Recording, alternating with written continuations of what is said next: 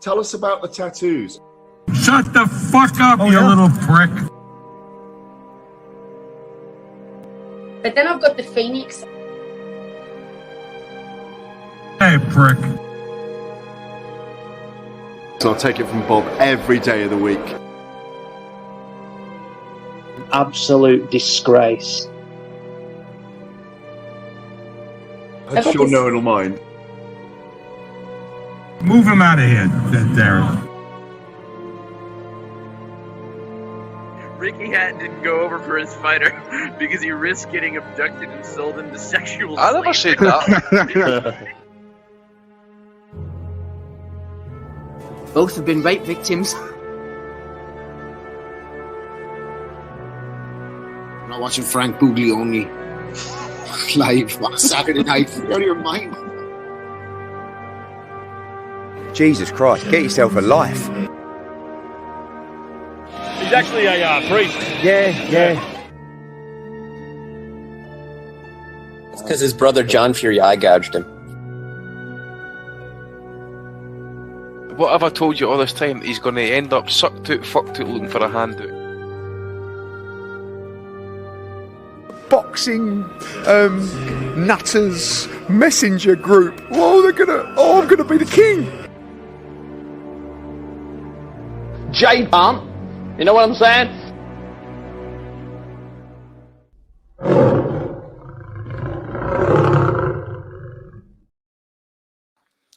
Welcome everyone to the 507th edition of the Boxing Asylum Nuthouse. With us today, Steve Wellings, Andy Patterson, Ozzie Smith, and hiding from his wife at the grocery store, Rob Kelly. We'll get to Rob real quick here. The reason we watch boxing... She's not robbing the place or anything like that. I'm not fucking hiding for her in a shootout or nothing. I'm She's just away sitting in getting the her car. stockings on, eh? Yeah, I'm just saying you're hiding out. Anyways. Ladies and gentlemen, the reason that we watch boxing is for stuff that happened like yesterday. Nobody really is seeing Liam Smith coming in there and knocking out Chris Eubank Jr. in 4 rounds, but I'll be damned if that didn't happen. Cornering him, unleashing a flurry of punches, a right hand, an uppercut, a hook, all sorts of stuff in there. Eubank getting up, looking down at his legs like, why the fuck aren't you working? Absolutely battered. Unbelievable finish. I thought Eubank Jr. probably won the first 3 rounds. Rob, what do you have to say here? Everyone here but Ozzy went for Eubank, and Oz didn't even go the stoppage on that. Everyone leaning points, and 4 rounds, bam, it is over. Upset City. Well, I think, I've said about your predictions in the past that even the sun shines on a dog's arse someday, but even though you didn't get the prediction right, I think you were onto something in the weight. I don't want to just jump strictly at the weight, but the 2 training camps look very gaunt. There's lots of things wrong with the Eubank thing. His career has been a disappointment in terms of achievement, right? He might have made a lot of money for himself. He's been in lots of high-profile-ish fights because he carries such a high profile himself. But in terms of once he stepped up in class, he's been beaten. Now, I didn't see Liam Smith beating him at all because the couple of times he had been beaten, he'd been beating off guys off the jab, really. Fellas with really good fundamentals. Not that Beefy Smith doesn't have good fundamentals, but I just didn't expect that style to beat Eubank. I thought the Liam Williams fight was a good indicator of how Eubank might deal with Liam Smith. I thought he fought the wrong fight. I think that we call this Roy Jones impression from the start, like it was the Wish version of Roy Jones. He's even got the kind of the mannerisms of Roy down, like without any of the kind of the ability to pull the trigger on that. But like, I don't necessarily blame him for that because nobody could do that. But Roy needs to stop as the trainer training people in that style. It doesn't work. Like, you look at the great fighters of all time, Sugar Ray Robinsons, the Thomas Hearns, the Sugar Ray Leonards, the Muhammad Alis. The gifted fighters never became great trainers because they're not able to show people how to do what they can do because only they can do it. But that's a sidebar. I thought Smith did everything right. I thought Eubank was okay in the first round. I thought that was a lot of people. I thought he caught a lot of shots from Smith in the first round, and I thought it was shaping up to be a stinker. And I was just about to go out for a walk, and it caught fire a little bit in the third round with Eubank standing his ground. But the lads will get to it and break it down in because they were going in the group chat, and I don't want to take any of their points, but like I didn't see that coming. I thought Eubank would be able to keep distance from Smith. I didn't think Smith was going to be able to back him up. I thought he'd be able to use his size to his advantage, and I thought he was going to land clean shots, even though he wasn't going to have like a big output. So I was totally surprised with the knockdown. For me came out of nowhere. Like I just did not see that coming, and I think Victor Loughlin want to have a look at himself as well. Honest to fuck, what is he thinking? Even letting him continue. Now, luckily he didn't sustain too much more damage after but he could have called that fight. He should have just waved that fight off. Eubank squared up in the middle of the ring. He didn't check his gloves to see where his hands limp or anything. Eubank squared up, turned around to face Liam Smith, and Loughlin waved the fight on. That was a disgrace. And as Ozzy would say, an absolute disgrace. You want to have a look at himself there because he could have been hurt badly. That wasn't your typical British stoppage, was it? No, not at all. He was letting him go. Anybody else, if that's Johnny Foreigner in the ring, it doesn't matter who it is, what description it is, he's getting fucking stopped without doubt. Possessed by the ghost of Steve Smoger. God love him. I can't wait for the ghost of Steve Smoger to take his part in many boxing matches moving forward. But just to quickly sum up on Eubank, career has been a massive disappointment from a boxing perspective. I don't care how much money he's made. I'm not going to get to spend any of it. But to go through his career and get up to what age is he now? Like, what age is Eubank? 30. Is it 33, 34? 34, 35. He hasn't challenged for any major titles. He hasn't won any major titles. He's won 2 versions of a WB or an IBO at 60 and 68. Bottom of the barrel trinkets. He's lost anytime he stepped up in opposition. His best win is a shot James DeGale. It doesn't make for pleasant reading. And where does he go from here? There's a rematch clause. If I was him, I wouldn't take the rematch. Maybe he wants a big payday again. Listen. Don't fucking rule out seeing Kell Brook versus Chris Eubank, or don't rule out seeing Chris Eubank Jr. versus Conor Benn even.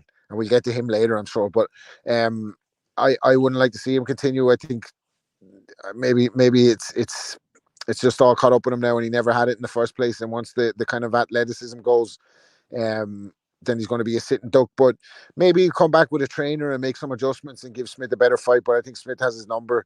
I don't want to spend the whole thing talking about Eubank because Smith had his contract with Boxer, gone with Ben Shalom, and he was looking for big fights and big nights. And in fairness, he needed a dance partner that was gone. He's gone over as the B-side a couple of times. He's won world titles at 54. He's been a kind of a guy who's just struggled once he goes up the levels in opposition, but he's been a decent operator and probably the best out of the Smith brothers. Or maybe Callum is better, I don't know, but it's not really a discussion that's going to provoke much engagement from my side. But I just, you got to give him the credit for handling business. He came with the right attitude, came to fight, and he did what he wanted with Eubank, and then finished him when he got him hurt. So credit to Liam Smith. He's going to get a big night, a big payday now. They're talking about Golovkin. Talk is cheap. I'd like to see it. Like maybe for him, if Golovkin will come to Anfield, why not? Well, Golovkin is, one fucking fight for being over the hill. When it happens, who knows? You should cash that check if you can. He is, but Eubank was making a whole lot of noise about Golovkin, and could you imagine how that would have played out? I just don't know that Eubank makes 160 comfortably. That was really my concern with the Ben fight. Was 157, was it? I don't know about there that. has to be real questions asked now. Getting down to 157, that whole publicity stunt with the check weight and all that, did that really take something out of him? Because we've seen it with fighters countless times before. You take that 6 to 8 pounds when you take it out, shave it off, and it's not there to shave off.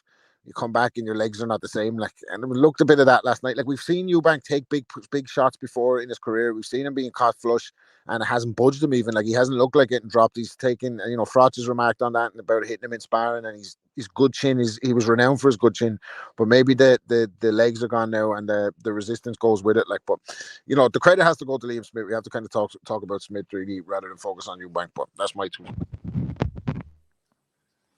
Yeah, Smith is definitely going to make some money coming off of this fight. Andy, are you worried that the all the different camps and weight loss, blah blah blah, might take the shine off of this for Smith? And what I'm trying to think is probably this is his biggest career victory, wouldn't you say? At least on paper or in maybe prestige, you put the two together. As far as public eye goes, etc. Yeah, well, I suppose. I mean, he's been in big fights before. Obviously, I mean, he fought Canelo. He's had his title run of sorts and that as well. He had the 2 wins with Liam Williams. Suppose it might just maybe step him up a wee bit in kind of general, people's opinions about people's awareness here, possibly. I was listening back to bits of the pod for last week, just on this fight actually, because I was astounded that Eubank got stopped there last night. If you look at it, was a great left uppercut from Liam Smith, and if you just watch it in slow motion, you literally see Eubank literally freeze up for just for a second, and his whole demeanor sort of kind of relaxes. He's not got the hands up, and then in comes the left hook, and that's just what kind of ends it. Well, I think he was fucked off that right hand that landed before that. Possibly, but the left uppercut, mate, the left uppercut done serious damage to his eye. The swelling was pretty bad. You go to wonder as well if Eubank had recovered enough to kind of keep fighting as to how bad that swelling would have got, because obviously Smith would be trying to pump in jabs, hooks, and that probably would have got worse. So you just don't know if he might have got stopped on an injury, possibly. Maybe the doctor calls it. But I was astounded actually, because I don't think anybody last week picked Liam Smith to win by stoppage. Certainly didn't win. Certainly not in the 4th round anyway. So fair play to him. As for your general point, we mentioned it last week as well. Rob brought it up again about the gimmick that he did after the, he had to do that second day weigh-in for the Ben fight. And he looked absolutely, I posted it in the WhatsApp earlier on that he looked absolutely horrendous. Not much body fat in him. And then a quick turnaround with this fight. You just don't know if he's actually just overcooked it. You just don't know. But I did say to you guys that as well, as see on the scales, I thought he looked quite thin. For a middleweight, he looks quite thin. So I don't know, maybe he's stripping muscle off to make 160. Probably knows, some of the bigger paydays around about 160. I thought that in the ring, Andy, whenever he was wearing them shorts, they looked like they were too big for him. His little skinny body. Aye. See, his dad, did you see his dad posted a picture of him? He was congratulating Liam Smith, but then he posted a picture of him and Chris Jr. together. He's got the British title over his shoulder. And you actually see that same thing, mate, where his trunks just look like they're being held up by his cup. So there is that as well. You just don't know if he's left a bite on the scales. But look, as Rob says in that as well, it's total agreement. Smith's come in there, handled business. We questioned him going up to 160. We're in there, done the job. Been interesting to see what happens with his ranking now, because he is quite highly ranked at 154. Eubank's highly rated at 160 with some of the bodies and that, so I don't know if he might want to jump it up, but they're talking about a Kell Brook fight. I dare say Conor Ben will get brought up at some point, but can you imagine? You just wonder as well, was Eubank telling the truth that he was only 60% for Conor Ben, and then you think about Conor Ben loaded up at this point now with a lot of extra testosterone? Would it have been a totally different fight now, considering what we saw there last night? It's going to be hard for Eubank really to kind of come back, and he always said he had that iron jaw, but he went out in his shield, didn't he? Quit, got up too quick for my liking though. Could have just took the 8 count in his knees. Got up because after the first knockdown there was justification for that fight getting pulled there, and considering British standards in the past for refereeing stopping fights, Ian John Lewis for example, that fight he couldn't even pick his arms up. He was totally discombobulated. He was looking down like, what the fuck is wrong with me? He literally staggered right up to Victor Loughlin and then actually swayed from side to side, and then I'm like, yeah, I can't believe he's not going to pull this, but every respect, every chance, and in the end, it was emphatic. There's no debate. So fair play to Liam Smith. I take the point about the weight, but at the end of the day, that's Eubank's problem. He's the one who took the fight. He knows his own body. He'll know what he's taking out of himself at the end of the day. But I just think back to how he looked for that Ben fight. He looked shit. He looked like shit. He looked absolutely terrible, especially in that second day weigh-in. So. Where he goes for here and that, I don't know, but obviously that Ben Eubank fight now takes on a different complexion in terms of money, I would imagine. So yeah, Billy Joe Saunders getting in the laughs and that as well. So good times. Yeah, at least good times if your last name is Smith in that clan. The only person on the panel who pulled the trigger on Smith, although God, I pushed myself hard to do it, and I just couldn't, was Ozzy. Oz, You got to be impressed with what he did. I mean, coming up and weight and blah blah blah. I mean, you take everything else out of it. That's just a great performance, and it's a performance that's going to lead to a paycheck. And speaking of potential paychecks, you're only one off the lead now. Bang in, 1 week less than the rest of us, and you're right behind Andy. Well done, sir. Well done. Yeah, I thought it was a really good performance from Liam Smith. I actually had him winning the fight 2-1. I thought I edged him in the first and the second, and then I thought Eubank had a really positive third round, and that's because Smith probably just got a bit overconfident, really. When I've always said, if you're a static object and you plant your feet in front of Eubank Jr., you play into his hands because that's where he's effective. He can unload, he can wing in big shots. No real technique as such, but that's where he's strong. Or if you've got a little bit of movement, you cause him all sorts of problems. So that's why people like Gary O'Sullivan got ironed out off him. Avni Yildirim. But, more the boxers, like Billy Joe Saunders, George Groves toyed with him, I thought, at times. That's because he had decent fundamentals.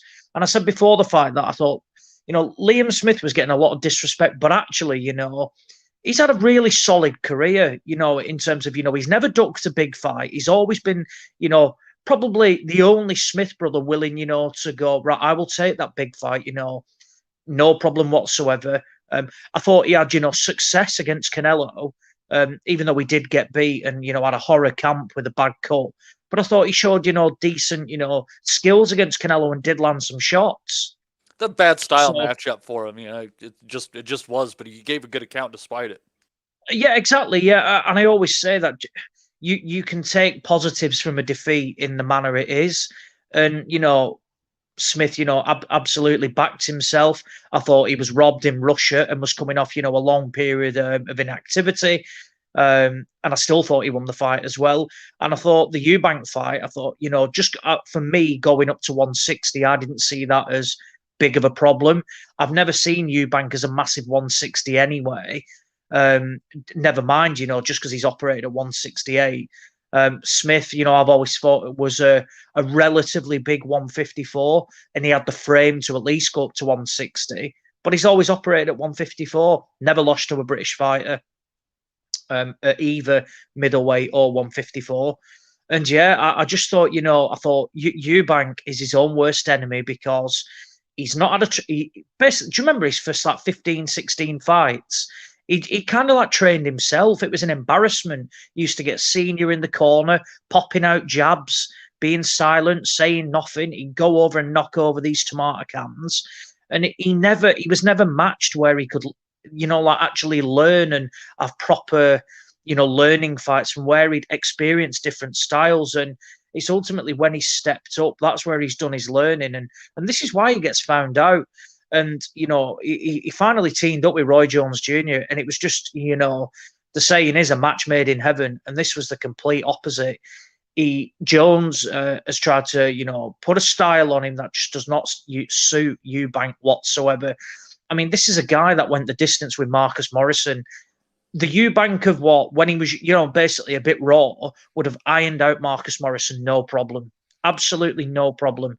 And instead, he's trying to pop out this jab. He's got his chin in the air. He's upright. He's open defensively. Awful. It's a terrible idea. The only person in my time really watching boxing who came close to the Roy Jones style was Jean Pascal, and even he got.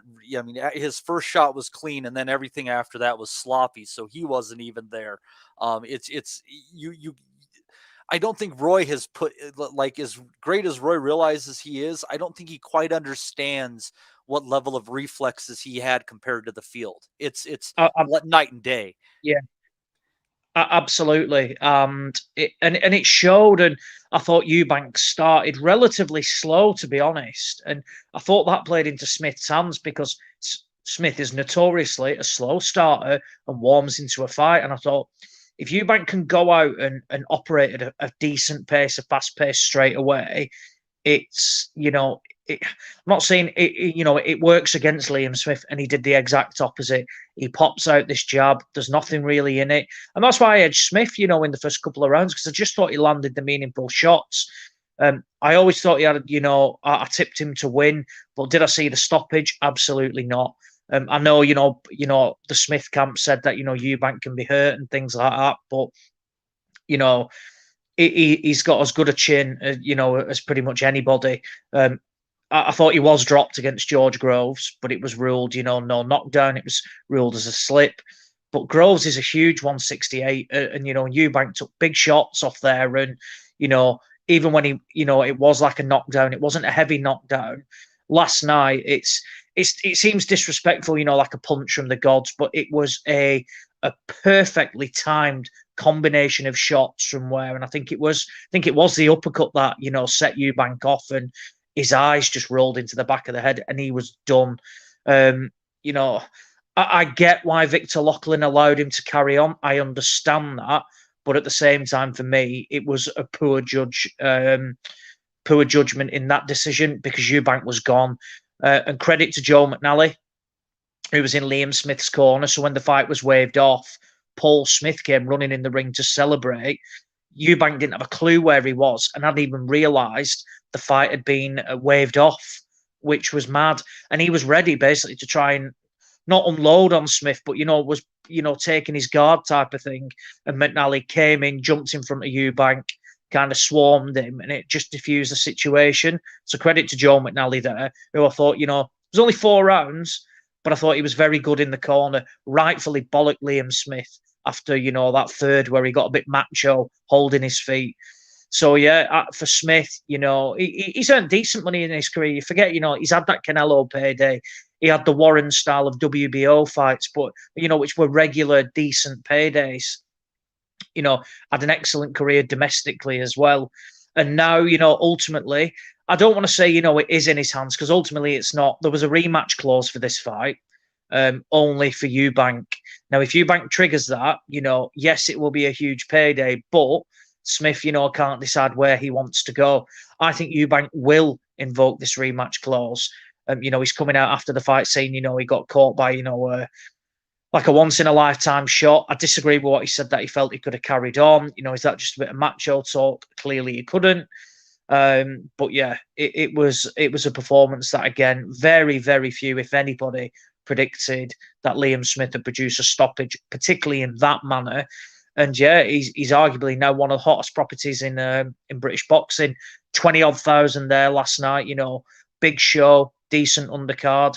And, to score a knockout, victory like that, I think it was, I can't remember who said it about being a, not a career best win. Ultimately, like when you win world titles and things like that, I would always rank that as, a career high. But for the, for the hype behind Eubank and the publicity behind his name, I would argue that, yeah, probably is Smith's biggest victory in terms of that. Probably surpassing the world title, because ultimately he did beat unknown American John Thompson. So yeah, a great win. The manner that it was done in was even more impressive. And yeah, he's got, he'll fancy himself in the rematch. I'm not going to touch on the weight too much. I don't necessarily agree with it. It becomes a thing from where I'd never heard that Eubank was struggling for, to ever make 160. A couple of people did mention it. I think the camp where what did probably take a lot out of him was boiling down to 157 for the Ben fight. And he was ultimately straight back in camp. Was he a bit, like shot worn, took too much off? He probably went into camp as good as on weight, maybe 5-6 pound over, something like that. He's always lean. And yeah, maybe it just did take too much out of him. I think Eubank needs a proper rest now. He needs to go away and not balloon up like Billy Joe Saunders style, but go away, basically eat, drink what you want. He's naturally a lean person, and just take some time out, let your body recover properly rather than, back in the gym straight away, because that will do him no favours whatsoever. I'll be shocked if there's an immediate, 3-month time limit on this rematch clause. Probably not. There will be time. And Smith, ultimately, if he can get that big fight at Anfield, then yeah, credit to him. I've always liked Liam Smith, to be honest. Like I said, he's never ducked a challenge. I've always think, he's more than solid as a boxer, has decent fundamentals. And yeah, he's on a decent run of form now. I think that's 4 unbeaten. Decent performances as well. And yeah, let's wait and see. Not sure. I don't like the Golovkin fight for him, but at the same time, Golovkin is not the fighter he was. So if Eubank Jr. doesn't want that fight, Golovkin, what is he looking for now, really? Probably money fights. I'm not saying that Liam Smith attracts money, but, Sky are investing huge amounts into the sport. They can bring Gennady Golovkin back over to the UK and do a stadium fight at Anfield, probably do 40-odd thousand, maybe more. Stranger things have happened in the UK fans sport. would really take a chance, would really love the chance to see Golovkin before he hangs him up, I think. Mate, it'd sell out. It'd sell out without a doubt. Without a doubt. Like I said, Liam Smith, I wouldn't say is a household name in British boxing, but last night he knocked out Chris Eubank Jr., who probably sold that fight last night. Well, that's why there was 20-odd thousand people there. But he's just ironed out Chris Eubank Jr. So those people that were there, whether they were casual fans or hardcores, will now all know who Liam Smith is, and a lot of them will want to see his next fight. And, that knockout has gone viral all over online, that sort of stuff. People will want to see Liam Smith's fight next. So, it's that one performance that ultimately, can propel you to stardom as such. And yeah, if he can get that stadium fight, whether it be against Eubank Jr., maybe a Golovkin, there's no doubt that it'll sell out comfortably, without a doubt. And maybe that will happen. Joining us, one of the nuttiest nutters, Dominic. Dominic, you wanted to get a say in on this fight. What are your opinions on what you saw? Hold on, Mattei, before Dominic says anything. As the man himself will admit, he struggles with brevity a bit, Dominic does sometimes. So we've got a little thing in place here for him if he starts to go on a bit too long. So real quick, let me get in there then. KRS Dunn with a $4.49 super chat said I paid $20 for it and was worth every penny to see Junior get humbled the old country way. Thank you very much, KRS. You got the countdown clock going. I've got the countdown clock going. And Matty mentioned the super chat there, by the way. Shout out to 1SG UK who threw in a super chat last week while the outro credits were playing. So we weren't able to give him a shout out. Shout out to 1SG UK. Right. So if Dominic starts to go too long, we got this sound going to play, right, Andy? We're going to be flagged as pornography. Okay. We're watching. Gary Lineker, man. Sorry, Dominic, go on. Well, just briefly, gentlemen, Happy New Year, one and all, and a few housekeeping rules here, a few points of order, sorry, before I get down to serious business. There's a phrase which I refer to as a sort of boxing asylumees that hasn't been mentioned so far in 2023, and I just want to say it for Andy. Rob's not here, but no,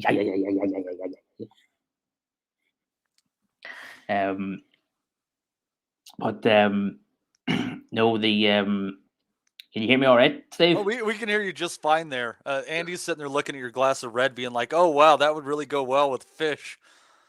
Well, I'm sort of Matt Butters in the Nutters group. Matty was saying that was encouraging people to hit the drink after how you just get over the depression of seeing the Smith brothers running around that ring wild last night. I'm no great fan of Eubank, but it's the Smiths are.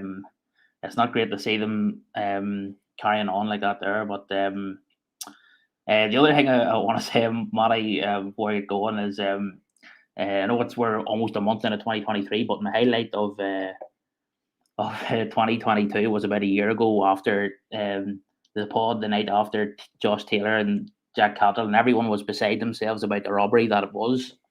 And Andy was talking about, was regaling us with a Patterson family anecdote, and he said that when he was young and he was pissed off about something, his grandmother would just say to him, "Andrew, if you've got a problem, get rid of it." And that was my highlight of 2022 on the pod. I thought that was great. But no, last night I was surprised. I got it wrong. I was sort of undecided, but if I had to pick a winner, I would have picked Eubank by points or late stoppage. But I couldn't understand some of these people like Johnny Nelson and Steve Bunce in the Independent today saying that Eubank had won the first 2 rounds. I mean, I know there wasn't a lot going on in the first 2 rounds, but for me, Smith looked the far more assured. His defence was very impressive the first 2 rounds. And I think the fact that Eubank had some sort of revival in the 3rd round and looked as if he got a foothold in the fight, with getting finding a home for the uppercut, that's what made the finish in the following round even more surprising, because you sense that Eubank in the 3rd had, he'd got into the fight, but I thought Eubank, the defects in the first 2 rounds, his movement, his balance, his feet, even the tone of his body, I thought he looked a bit not fleshy, but compared to, if you remember him when he was beating up on Steve's favourite fighter, Avni Yildirim, there was a look about his physique. There was a real rip thing about his physique. Where last night I didn't sense that, but the defects, the technical defects, the movement, the feet, those are things which I don't think can be attributed to what people have been saying about getting down to the weight for the Ben fight and having supposedly been at a very low weight for a long time. But I think those are defects that he's had throughout his career and have never really been properly addressed. So I mean, it's sort of scary to think that Eubank thought he could fight Golovkin, even a 40-year-old Golovkin. But I think a rematch will probably happen, because Massey was just talking there about a Golovkin-Liam Smith fight, but Liam Smith in his post-fight interview in the ring, he didn't sound, to me at least, too enthusiastic about a potential Golovkin fight. So I think a rematch will probably happen at Anfield or something later this year. Excellent. You beat the timer easily too. Well done, Dominic. Well done. So we caught some extra stuff on that card as well. That was a good, shocking fight.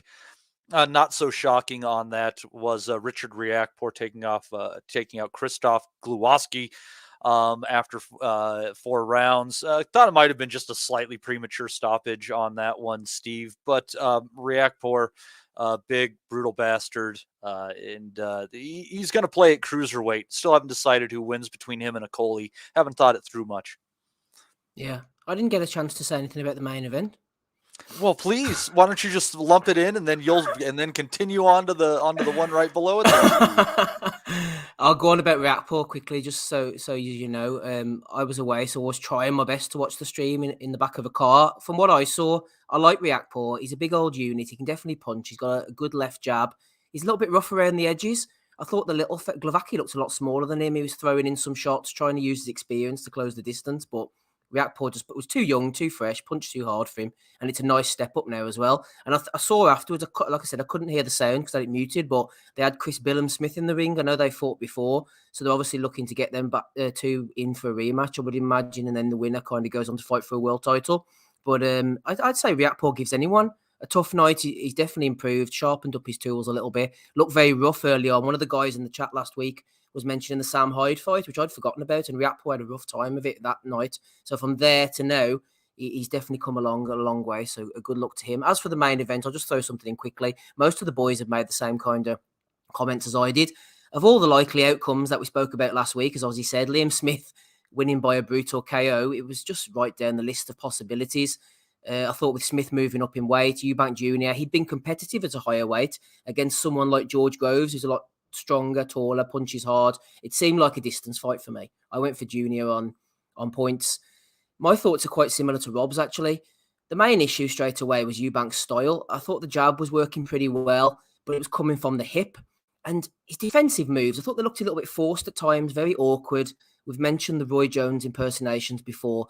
This was the worst example of the Roy Jones things, because I just think for all of the younger listeners who maybe didn't see Jones at his peak, I sort of caught him towards the end of his career as well. Go back and watch Jones, light heavyweight, late 90s. Eubank completely imitated everything about that style last night. It was like an impersonator playing Jones in a movie. And Roy Jones, as you said, Matty, had supreme athletic gifts that made him one of the best fighters of a generation, one of the best fighters of all time. You can't just wrap that style up and dish it out to anybody. And I'm not a big fan of the Smiths as a collective group, really. Don't like Paul especially. But fair play to Liam. He waited for his chance, looked for the openings, and when they arrived, he just unleashed an absolutely ferocious flurry of clean punches. I know the right hand probably started it, but the left hook, the uppercut, they were both absolutely belting shots as well. I know some people are outraged by the fact that Conor Ben's on social media laughing at the outcome, but I suppose we've got to just forgive him because he's going through a bit of a difficult pregnancy at the moment. But whether he'll come back in the ring or not, I don't know. They seem to have all the answers, according to Eddie. As for Eubank Jr.'s career, just quickly, Matty, just to sum up, he's made huge amounts of money. He's fought on pay-per-view. He's remained a massive household name in the UK. But in terms of a boxing career, he's promised such a lot and he's delivered just so little for me. Nazim Hamed once said, I think he should finish. And I think he's right now. I think he should just finish. He's made a good living. You know, I mean, off that payday he has there, if you invest well, make a few good moves, there's no reason you can't live comfortably. You know, maybe get a business going, call it a day. Liam Smith, on the other hand, go get you another paycheck, man. That was some kick-ass stuff you had there. Oz, you had another point from a listener before we moved down the card. Yeah, so Joe Thackeray messaged me last night. Joe listens to the pod pretty much every week, and he said that in a strange way, he thinks a loss like that 5-6 years ago does Eubank the world of good in terms of humbling him and forcing him to change. The fact that the Groves and Billy Joe Saunders losses were fairly competitive meant he felt, he could convince himself that nothing needed to change. And, that actually on another day he wins, the Saunders or Groves fight. But actually now it's too little too late. And you know what? I completely agree. Sometimes, you can get in a humbling or, suffering a damaging defeat early on actually levels you out a little bit. Whereas ultimately Eubank always had it his own way. And I owe that a lot to his training as well. Like he's never had a lead trainer. Ronnie Davis, who had Chris Eubank, had his father in a complete check. Remember slapping him in the corner, that sort of stuff. Eubank Jr.'s never had any of that. And I agree with the point that Joe made that ultimately, had he have been humbled many moons ago, we might well have seen a different fighter. Instead, this is a guy that, has got, in terms of, boxing ability, he's actually pretty dire. He does everything wrong that he shouldn't do. And I think it's a fair point. And at 33, he's ultimately, he can't really do anything. It's all about, what we've mentioned with Joshua. You're not going to teach him new skills, this stage of his career. So it's about working on the qualities that he's got. And if he does carry on, he definitely needs to get with somebody, someone like a Sugar Hill. It'll basically have him plant his feet and tee off on people. Something like that, an aggressive come forward coach, not, somebody who's going to try and impose a style on that is just nigh and impossible to replicate. So, yeah, I don't know what anybody else thinks, but I think it's a good point made by Joe, and I certainly agree with it. No, I think that idea has some purchase. Absolutely. Let's see here. Andy, our other prediction fight last week, we went with Echo Esmond against Chris Congo. And this was an interesting fight. Definitely a fight where it was a tale of two halves. Congo jumping out to a good early lead, and then Esmond taking over in the second half, hurting him, I believe, in the 10th and the 12th, or maybe the 9th and the 12th.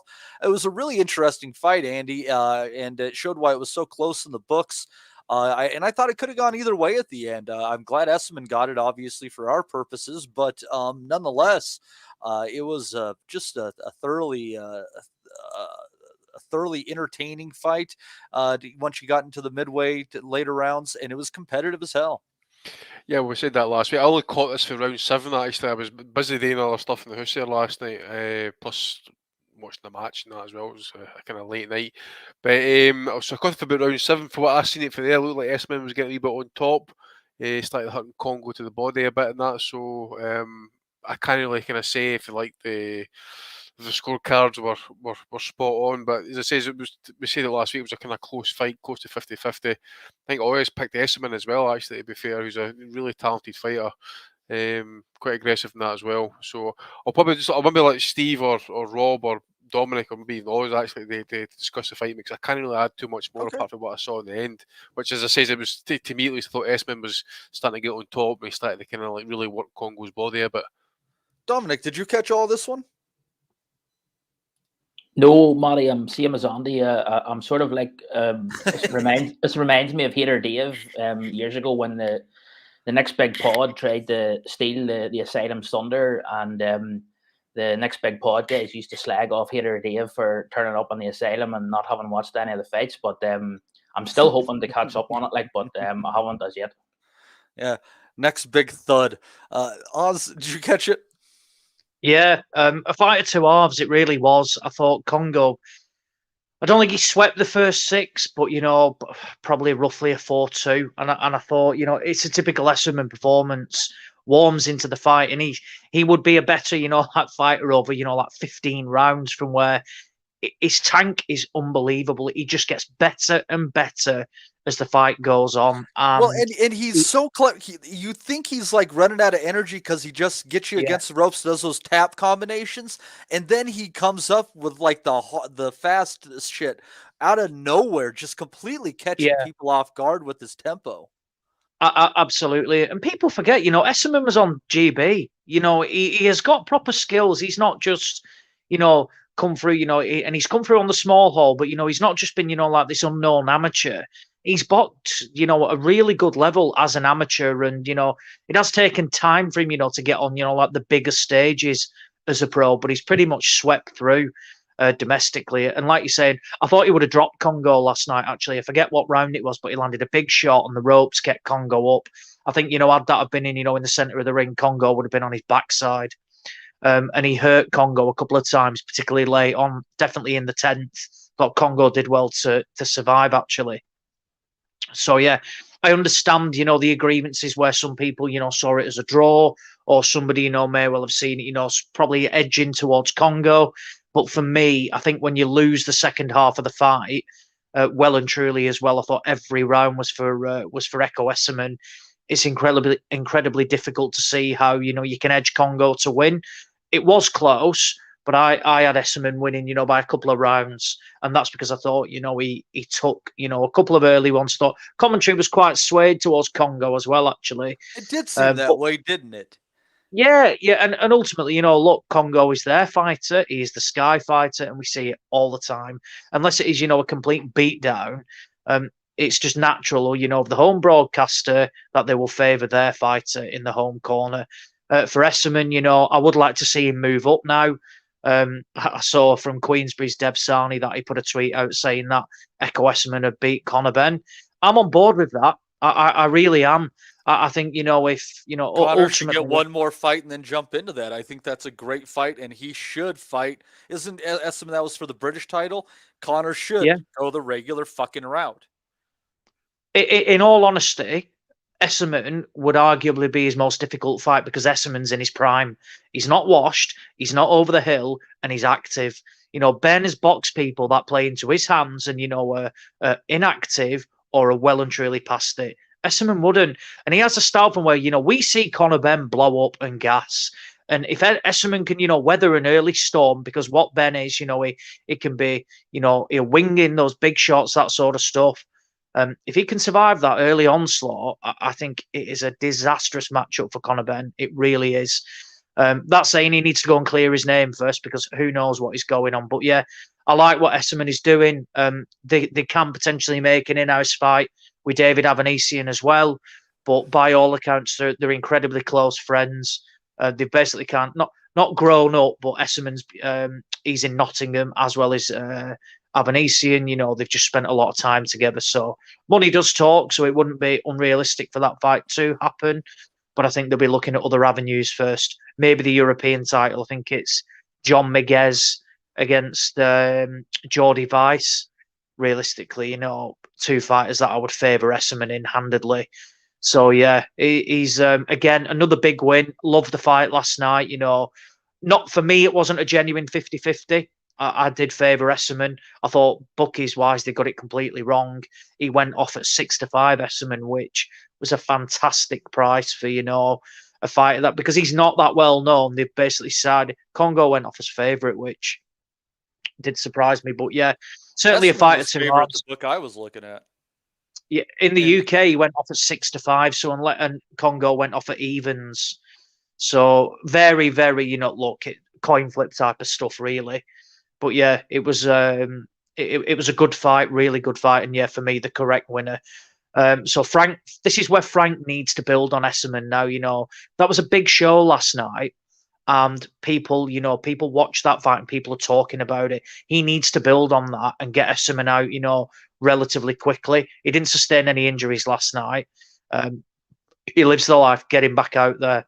For the rest of the undercard, I thought Glowacki might go a bit longer, and then I got told about an hour before the fight off somebody online that he knows a couple of boxing people in Poland, and they said Glowacki's camp couldn't have gone any worse, and he was coming over here for the payday, and it showed in that. Basically, I thought Glowacki just didn't fancy it. Not taking anything away from Reactor, he did what he should do. If somebody doesn't want to be there, beat him up and get him out of there. And look, they'll be looking for a world title next. Don't really know why Chris Billam-Smith was in the ring. I'd rather, not see that fight next. Try and get them both a world title and then make the big fight later down the line. Fraser Clark, difficult one to get on board with. That opponent, first guy to stop that opponent last night, but that doesn't tell the story, right? If you just go down there and you say, and it says retired, and you think, oh, he did some work in that one. He really didn't do shit. Guy hurt his hand or something. As Ozzy would say, that guy was fucking massive. Mate, he was 40 pounds heavier from when he boxed last time. 40 pounds? What are these guys doing? Big Jose Fichero. Yeah, but I just think Clark, I know Ben Shalom came out and said, we like the way he's being matched and we're taking our time. You've not necessarily got time with him. What is he, 33? And we talked about it last week, the way Joe Joyce was matched, Ian Lewison on debut, that sort of stuff. For me, they've got to be looking at manoeuvring, towards the British title now. None of this nonsense, Let's start stepping him up. I think a fight next that I would go for Fraser Clark would be Nathan Gorman. I think that might be a little early for Gorman for him, actually. Well, I just can't. I mean, look, we've seen Gorman. If he gets digged, he's down. I actually think that'd be a fight from where Clark could possibly get up for it. This is a guy who's operated, at top level amateur stuff, and he's boxing guys that just aren't interested. And it is probably hard, to get yourself motivated for this when he's operated at such a high level as an amateur. So I'd be looking at someone at the likes of like Nathan Gorman. Saw somebody mention David Adelaide. That's never going to happen, not yet anyway. But yeah, a Gorman fight would make sense. Dave Allen's on about returning to the ring again. We've heard that one before, but again, maybe someone like Dave Allen. But yeah, aside from that, I think that was pretty. There was a couple of prospects on the undercard, but fairly deep. I know it was pay-per-view. Of course, I didn't pay for that, but it was a decent showing by Sky last night. A decent British title fight. Massey fight was shit, though. Oh, sorry, I forgot about that. And there's a reason I'm sorry to remind you of it. You had blocked it out, and here I go. Just, do you know what? I really thought Parker last night. For me, if he talks about being a top 10 heavyweight, he should have been taking out Jack Massey there. And look, Jack Massey, I saw a picture of him this morning. He's beaten up. His face is a mess.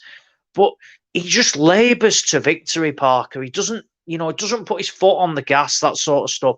He came in at a weight that I thought suited him better, but he was too heavy against Joseph Parker. But Massey, look, it's just, this is a guy who's a domestic level cruiserweight. And Parker just laboured to a win. And I don't really know what Sky are going to do with him.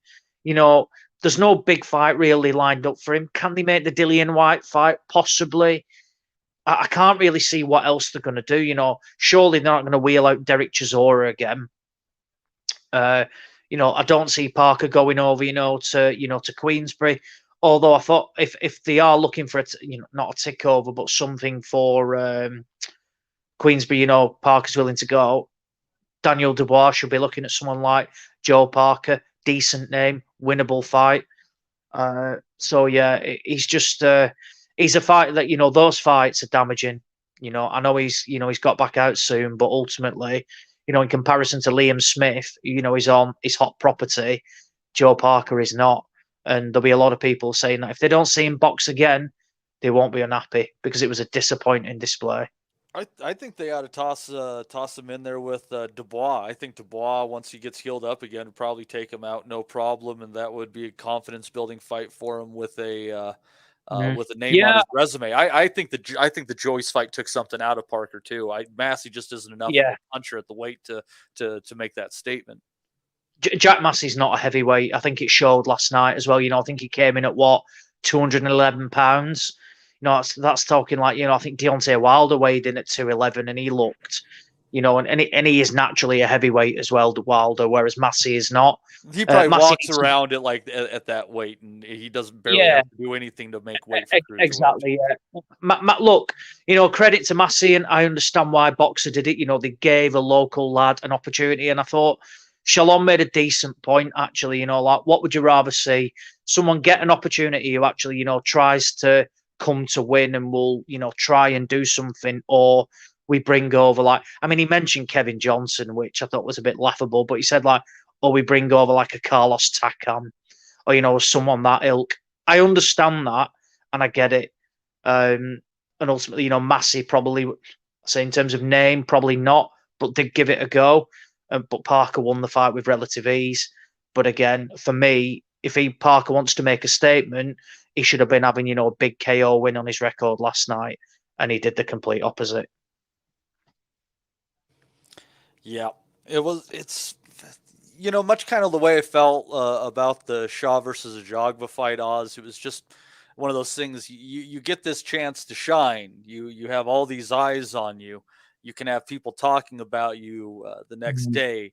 You have a chance to have your highlights on the morning sports show on Sunday before everybody gets ready to watch football. I'm sure there's all sorts of sports fans, that catch that stuff at that time of day, and you just phone it in. It's, why do you do it? It's if people just get complacent with the paychecks, and I think that's coming in check in boxing. I think we're definitely seeing that as these people have been overpaid for a little bit in some of these fights, and that's getting reined in. But yeah, we'll see what happens with that. Steve, did you want to touch on anything on that undercard before we move on, Senor? Just quickly on the Esmond fight, I think that Esmond's championship experience just told in the end. I mean, what he was doing wasn't really rocket science, was it? He's got a fantastic engine, a bit of steady pressure, throwing well to the body, grinding Congo down. Interestingly enough, I thought Congo's body shots, when they were landing, they were backing up Esmond at times. Congo's very talented. We said before, Des mentioned it in the chat, he's fast. He used the great long jab early on. He had the rhythm and the range absolutely spot on. But I think his lack of activity at the higher level just caught up on him in the end. He was fighting a champion who's used to fighting 12 rounds at a hard pace. And in the end, Esmond just grinded him down. If someone could do what Congo did in the early rounds for 12 rounds, Esmond will have problems. But ultimately, I think Esmond's just been put out there a lot more at a good level, and it just caught up on Congo. He wasn't able to sustain it. I think the right man just about won. It was very close. Someone sign up Congo and get him back out again. He's a talented fighter. He doesn't need to be on the shelf. Yeah, it was a competitive fight. Both of these guys should continue on. It's just a matter of levels. And I think, Steve, correct me if I'm wrong, but I think Avenation is still the European champion, isn't he? I don't know, to be honest with you. I'm not sure. Because I think he was still holding the belt before he came over for Crawford. Obviously, that wasn't for a European title. That I kind of think like that's maybe who he needs to be looking at, maybe kind of next to someone in that area. Do I have that next level? Because it seems, looking at Esmond, like there is another gear that's there, and it's just a matter of can he reach it when he needs to. Yeah, I think the next level is that kind of step up for Esmond. He needs to step up now. He's done really well at domestic level. I know Ozzy mentioned about being the stable mate or whatever. So if Avanesian has got it or whatever, hopefully he'll just jack it in. And I don't know whether he'll keep hold of the belt or not, but the stable mate thing does come up a lot, doesn't it? Oh, well, there you go then. So Avanesian was due to fight that John Miguez on a Warren show over here, but then the Crawford fight came about. So in basically, sorry to Miguez, I'll vacate my title so you can box for the vacant belt, and I will you won't contest this contract that we've signed, and I'll run away and fight Terence Crawford. So he's fighting German guy Jordi Weiss.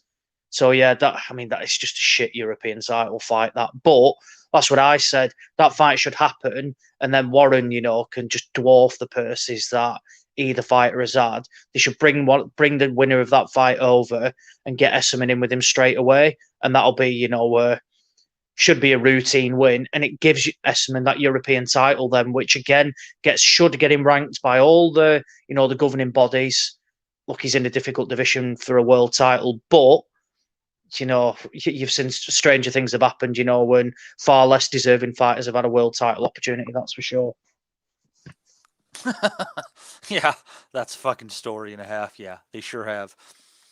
Yeah, that was a really fantastic. It turned out to be a pretty decent card all in all. I think that the Esmond Congo fight and the main event definitely did enough to make that a worthwhile event for anybody that tuned in. $20 ain't bad for something like that. I've paid more money for far worse of a product.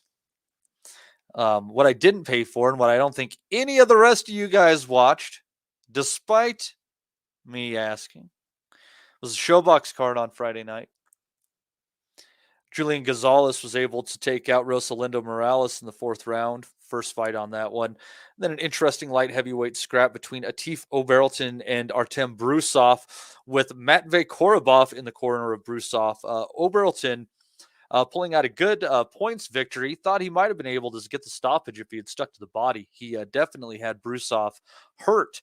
I believe it might have been in the 3rd or the 4th round with some body shots.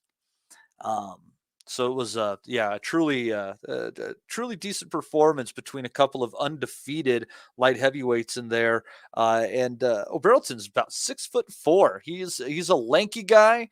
Already mentioned maybe wanting to go up to cruiserweight. I'd like to see him kind of hang out there and see what he can do first, because that kind of size and he's kind of got that ability to fight on the inside and land his body shots, as well as working behind a pretty damn good jab.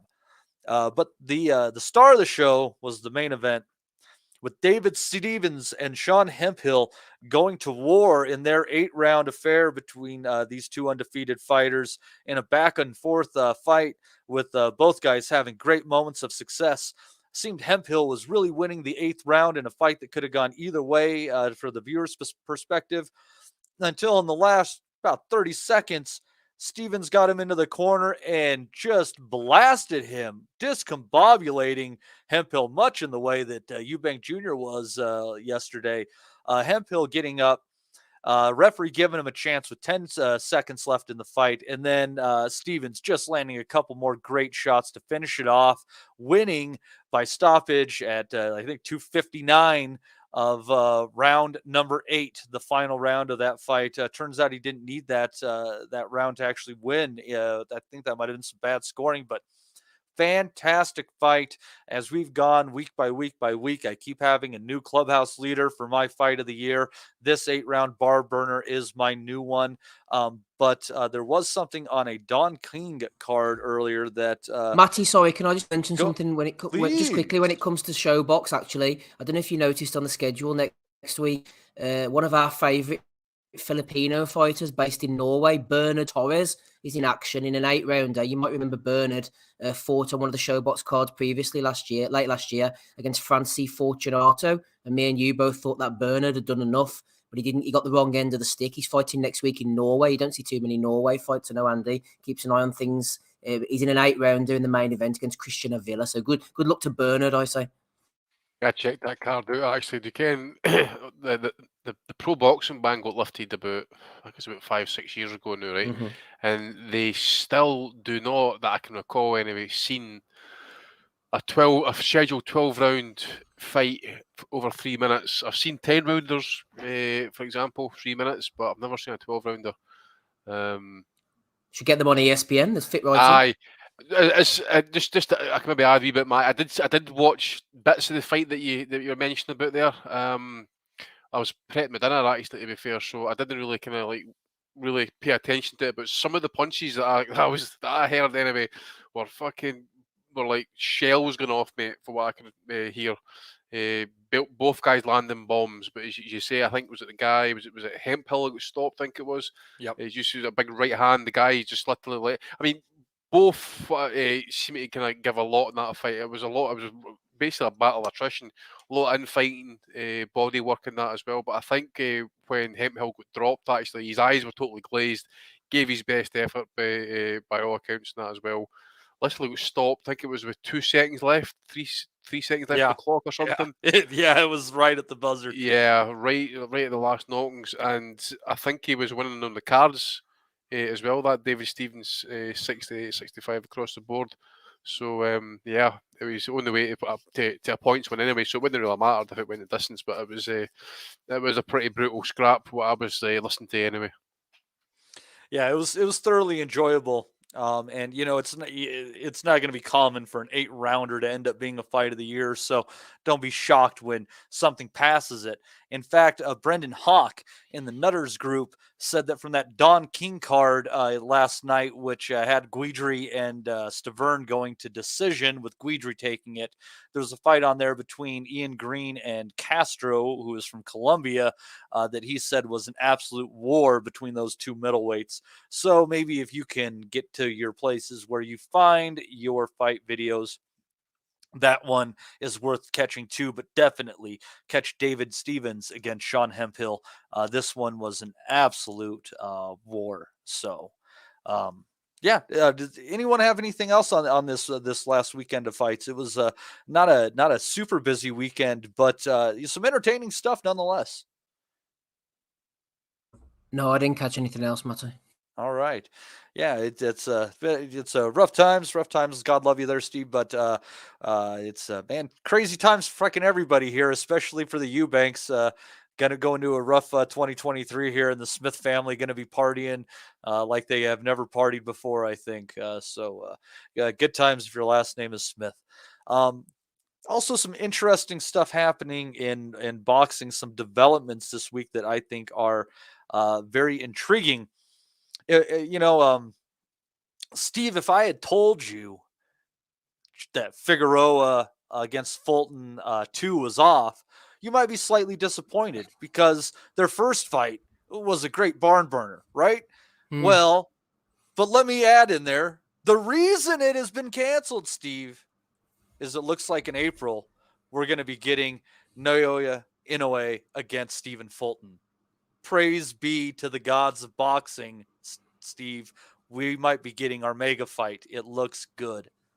Well, praise be to Al Heyman, I say, getting it on. I don't know where it's going to take place. They're talking about going over to Japan to do it. Fulton obviously is a double belt champion. I would have liked to have seen him tidy up against MJ, and then we could have worked out some kind of deal. Obviously, Inoue couldn't have slid straight in, I wouldn't have thought, and fought for all the belts. So maybe that was one of the reasons why not. But Fulton doesn't have to do this. So if he's going out to Japan especially, then fair play to him. I don't know how the dynamic's going to work. Will Inoue's power travel up? Is Fulton going to be able to frustrate him? We've seen him on the inside, very fast fighter, good in the pocket, against a variety of different styles. Is Inoue able to carry the power on up and present something to Fulton that he hasn't seen before? It's a cracking fight.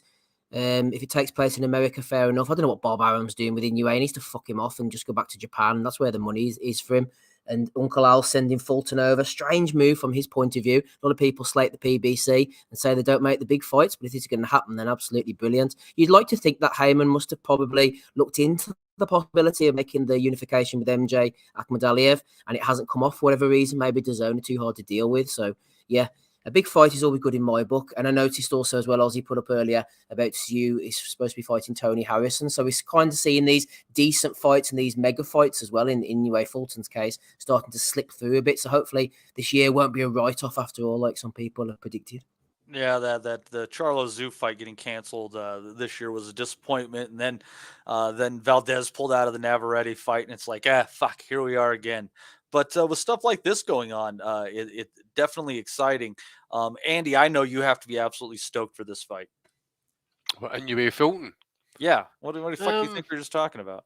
No, I thought you were mentioning the Charlo fight there. Not Charlo, sorry, Zoo against Harrison there. Me and Ozzy were kind of talking about it just before we came on air. Not really much kind of up on offer for Zoo at the minute. Obviously, the Charlo fights fell apart. I was saying to Oz and that as well. I mean, that Tony Harrison's ranked 4 in the world, and he's had like 3 fights since 2019, and he's like 1-1-1. And that fight with fucking Peralta was AIDS, pure AIDS.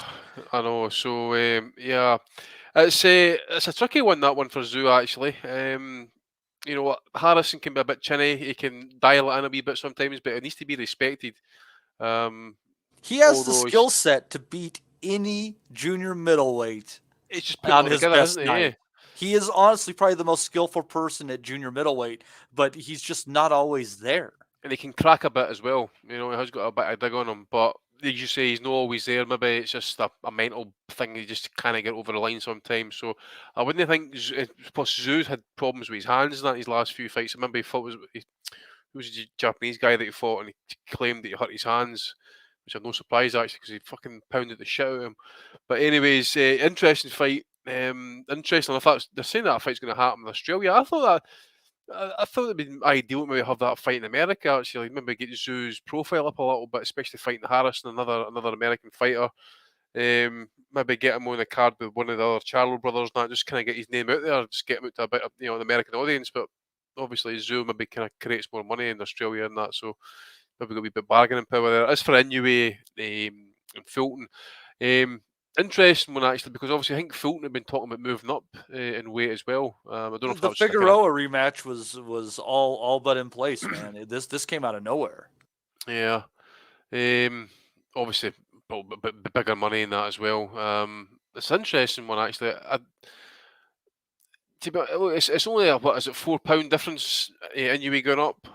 Yeah, 118 to 122. It's not huge, and it wasn't like he was getting mercy stoppages against a lot of these fighters. I mean, he was waylaying people at 118 still. Yeah. I mean, I did catch up with the Butler fight. I'm not saying that Butler and Fulton are the same way, but Butler was very negative, and Inoue kind of like picked away and just kind of waited for his moment. Whereas Fulton's a bit more skilled. He can fight off the back foot. He can fight off the ropes and that, but he's not really got the dig.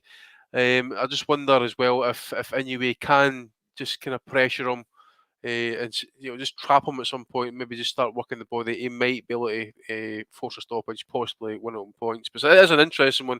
I wouldn't totally write off Fulton, but at the same time, I believe Inoue still to be special. One of my favourite fighters in the sport just now. The power, I think, is legit. Just need, as Steve says, the top rank setup just hasn't worked for me. Usually, the top rank are good at bringing in, at that point, good fighters or potential great fighters who are on the cusp of stardom, possibly like see what they've done with Pacquiao. It just hasn't happened with Inoue. And obviously, we had COVID, and that has maybe held it back in that as well. So, he's beat up Donaire twice, won the Super 6. The World Boxing Super Series, cleaned up to a point. He's unified all the belts at 118. So yeah, the next move is obviously 122. But Medaliev, just looking at the rankings in that here as well. Tomoka Kameda, Lewis Neri, Shithouse, and he's got I think that's his cousin. Is it Takumi Inoue in there as well, in the top 5 of WBO? So yeah, there's I wouldn't say there's some great names from there actually to be and big-ish fights for him as well. To be fair, if it's a 1-2 punch of going up and fighting Fulton and then Akhmadaliev to secure it, maybe there's one person we're not thinking of in there that could be an interesting fight. And if he's still kicking ass there, go up to 126. Inoue, that is. But he's got to get past Fulton first. Well, without doubt, without doubt. I mean, it's not a gimme fight, but it's. I think it's a night where he's going to have. He's just going to have to be patient. Inoue, I sometimes say his defence is a bit kind of leaky. Maybe goes back in straight lines a little bit. So I think Fulton will probably have to kind of stand at some point, hold his feet, and just let his hands go in that as well. But also as well, he can box, and if he can get off to a good start. And have Inoue maybe chasing it down the stretch, it'll be an interesting fight. But you've got to think as well, in Japan, Inoue is going to be starting as the betting favourite, to be fair, regardless of come out and weight. Yeah, I tend to think so. And in Oz, for me, I think that's great value. Just looking at this from a style standpoint, I mean, Fulton, height, reach advantage, knows how to work the perimeter. He's also shown that he knows how to work inside and how to thwart inside. I think this is a hell of a good style matchup. And if Fulton comes as an underdog, I'm going to have a hard time not pulling the trigger on that because I really think it's 50-50. And if you're getting better than even money either way, it's a good value bet. I think it'd be the first time that we see, in a way, anywhere near, like an 8-11 even money type of thing. But it is, I'd say it's a genuine coin flip. It's a great fight. And this is one where you don't mind, a rematch not happening because an even better fight is going to happen. So it will be interesting to see where if it does happen in Japan. Are they going to travel over there? But again, yeah, it's a fantastic style matchup. I've seen all sorts of predictions in terms of swaying one way or the other. Some people think that Fulton just doesn't have will just fall short, and anyway, he's that good. Whereas other people have said that he might just be a bit too slick isn't the correct word, but maybe just a bit too cute at times, and will be able to grind out a win. So yeah, brilliant fight. Really hope it happens. And what we always said, that actually at these lower weights we seem to see that the bigger fights do happen more.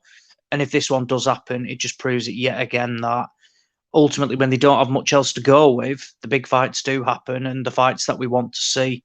So yeah, I think if in a way is successful, what will that be in terms of world titles? Will be a 3-weight division or 4? I think this is 4th or the 5th, Andy. It'll be the 4th, mate. I think he missed out one of the divisions. I think it was flyweight. I think he missed it. Yeah, he went 108, 115, 118. So I remember he did light. Did he do a title at light fly? Oh. I'll go and pull up his record. On you go. Anyhow, so, was there anything else you wanted to say on that, Oswald? He's pulling that. No, mate. No. So, Dominic, what are you? That's right enough. Light flyweight, WBC light fly, WBO super fly, and then bantamweight. You should be his 4th title if he manages to pull it off. So he skipped 112. Okay. Yeah. Skipped 112. Dominic, what are your thoughts going into this? If someone put a gun to your head on this one, what way would you go just hearing that it's made right now?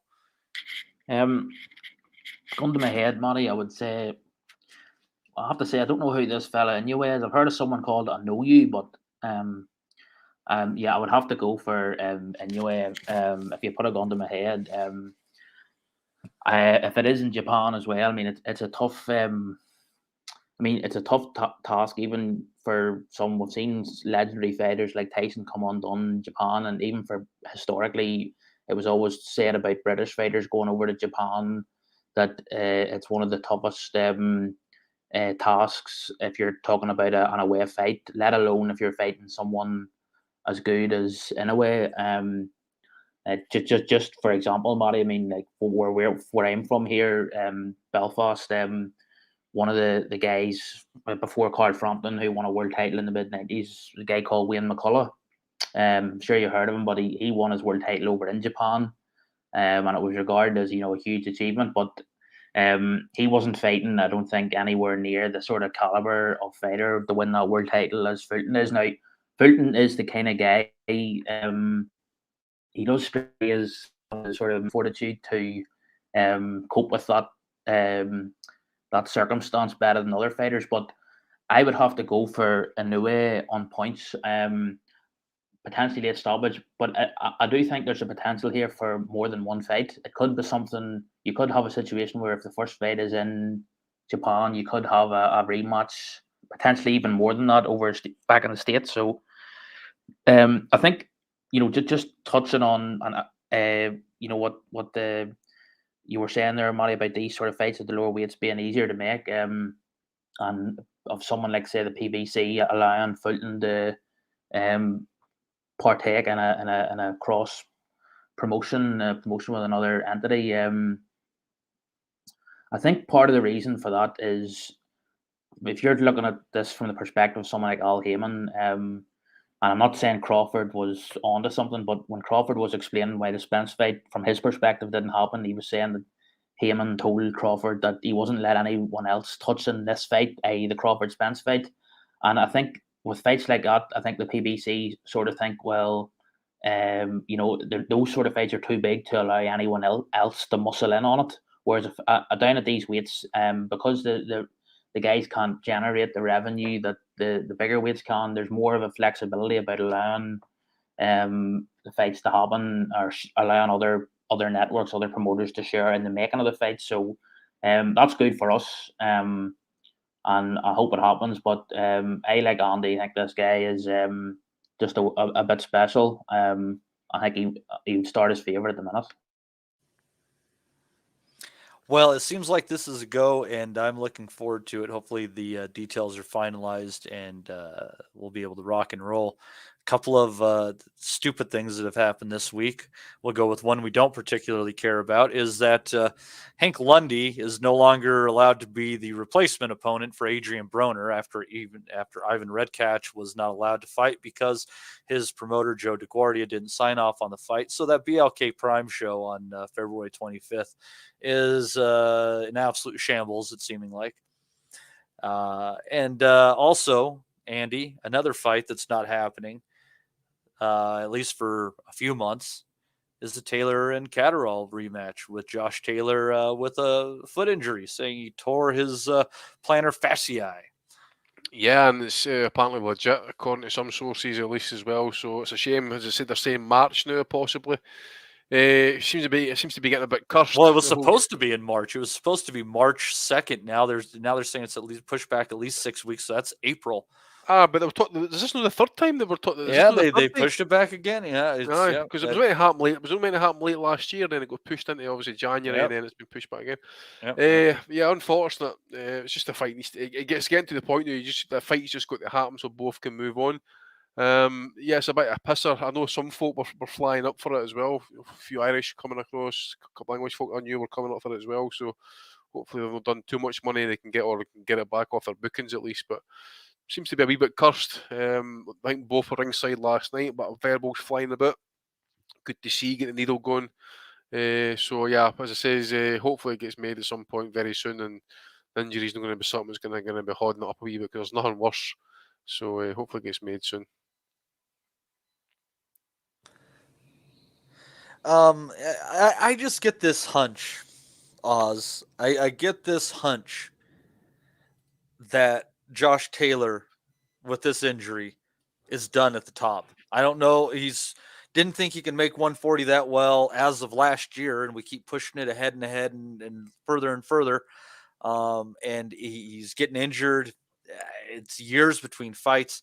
I really think this guy could be done at the top.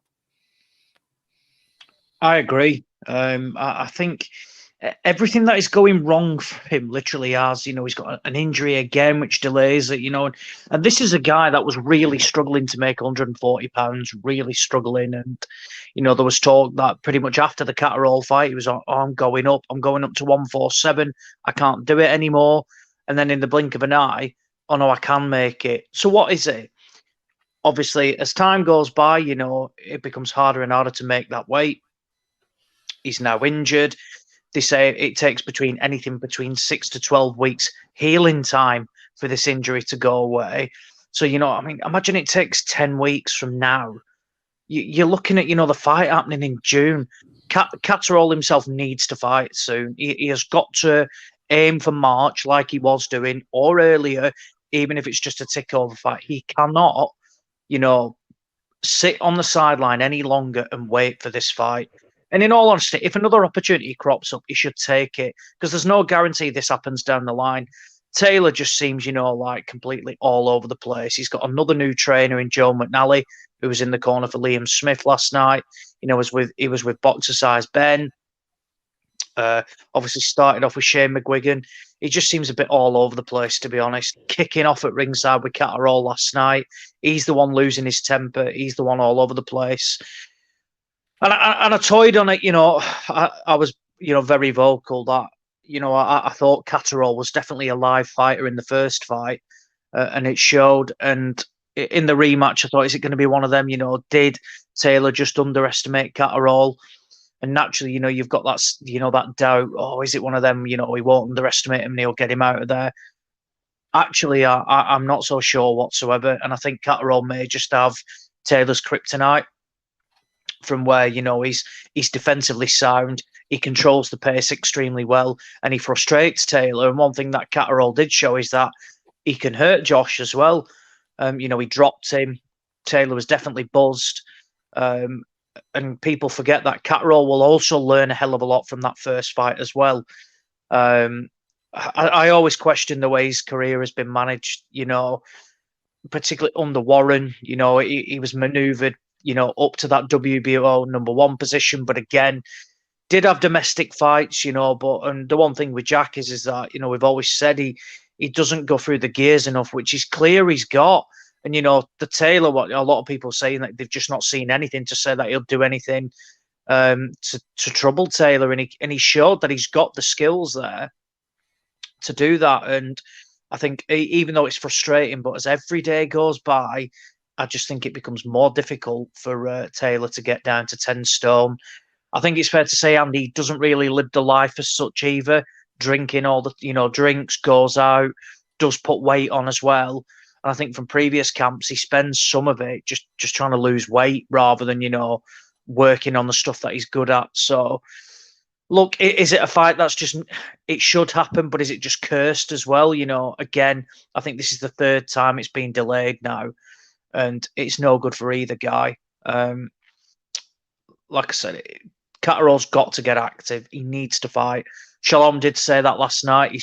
You could tell he was visibly, pissed off with the whole situation, disappointed that, again, this big fight that, Catterall was hot property, 12 months ago, and he's done nothing since. Likewise, Taylor. I'd be stripping him of his titles if I'm the sanctioning body. Do you know what? I get it. It's an injury and shit like that, but fuck off. At some point. This is a perfect opportunity for why an interim title fight should be used. Yep. I have no qualms with an interim title. If he's out potentially, between 6 to 12 weeks minimum, that's 3 months before he can even start a camp. What you're going to give him for a camp? 8 to 10 weeks.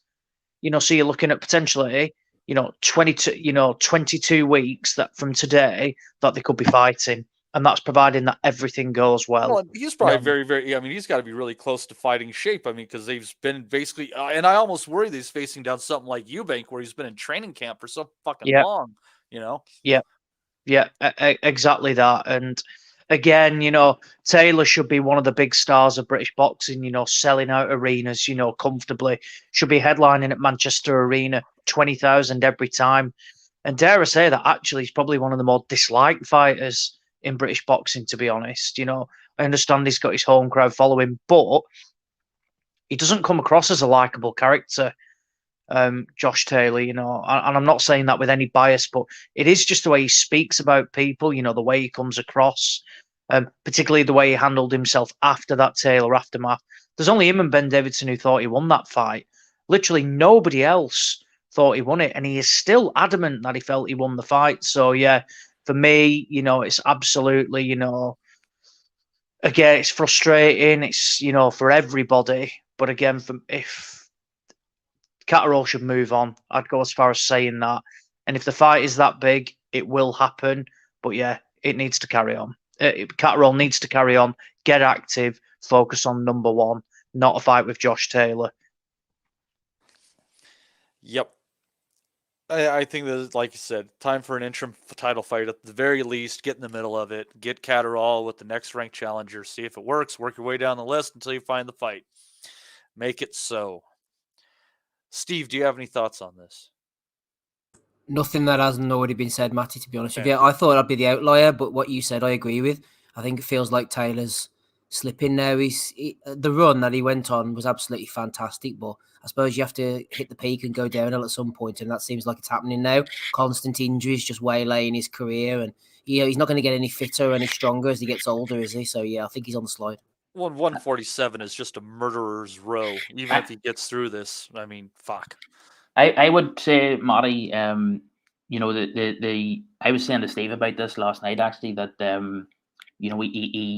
he's definitely squandered a good part of his athletic peak, having left Shane. I mean, when Frampton left Shane McGuigan, there's an argument that Frampton was already that he was going to regress and decline anyway. He was at that stage in his career, but I don't think you can say that with Taylor. And if you look at his last few fights, he's developed what seemed to me a lot of bad habits. Like he's getting hit.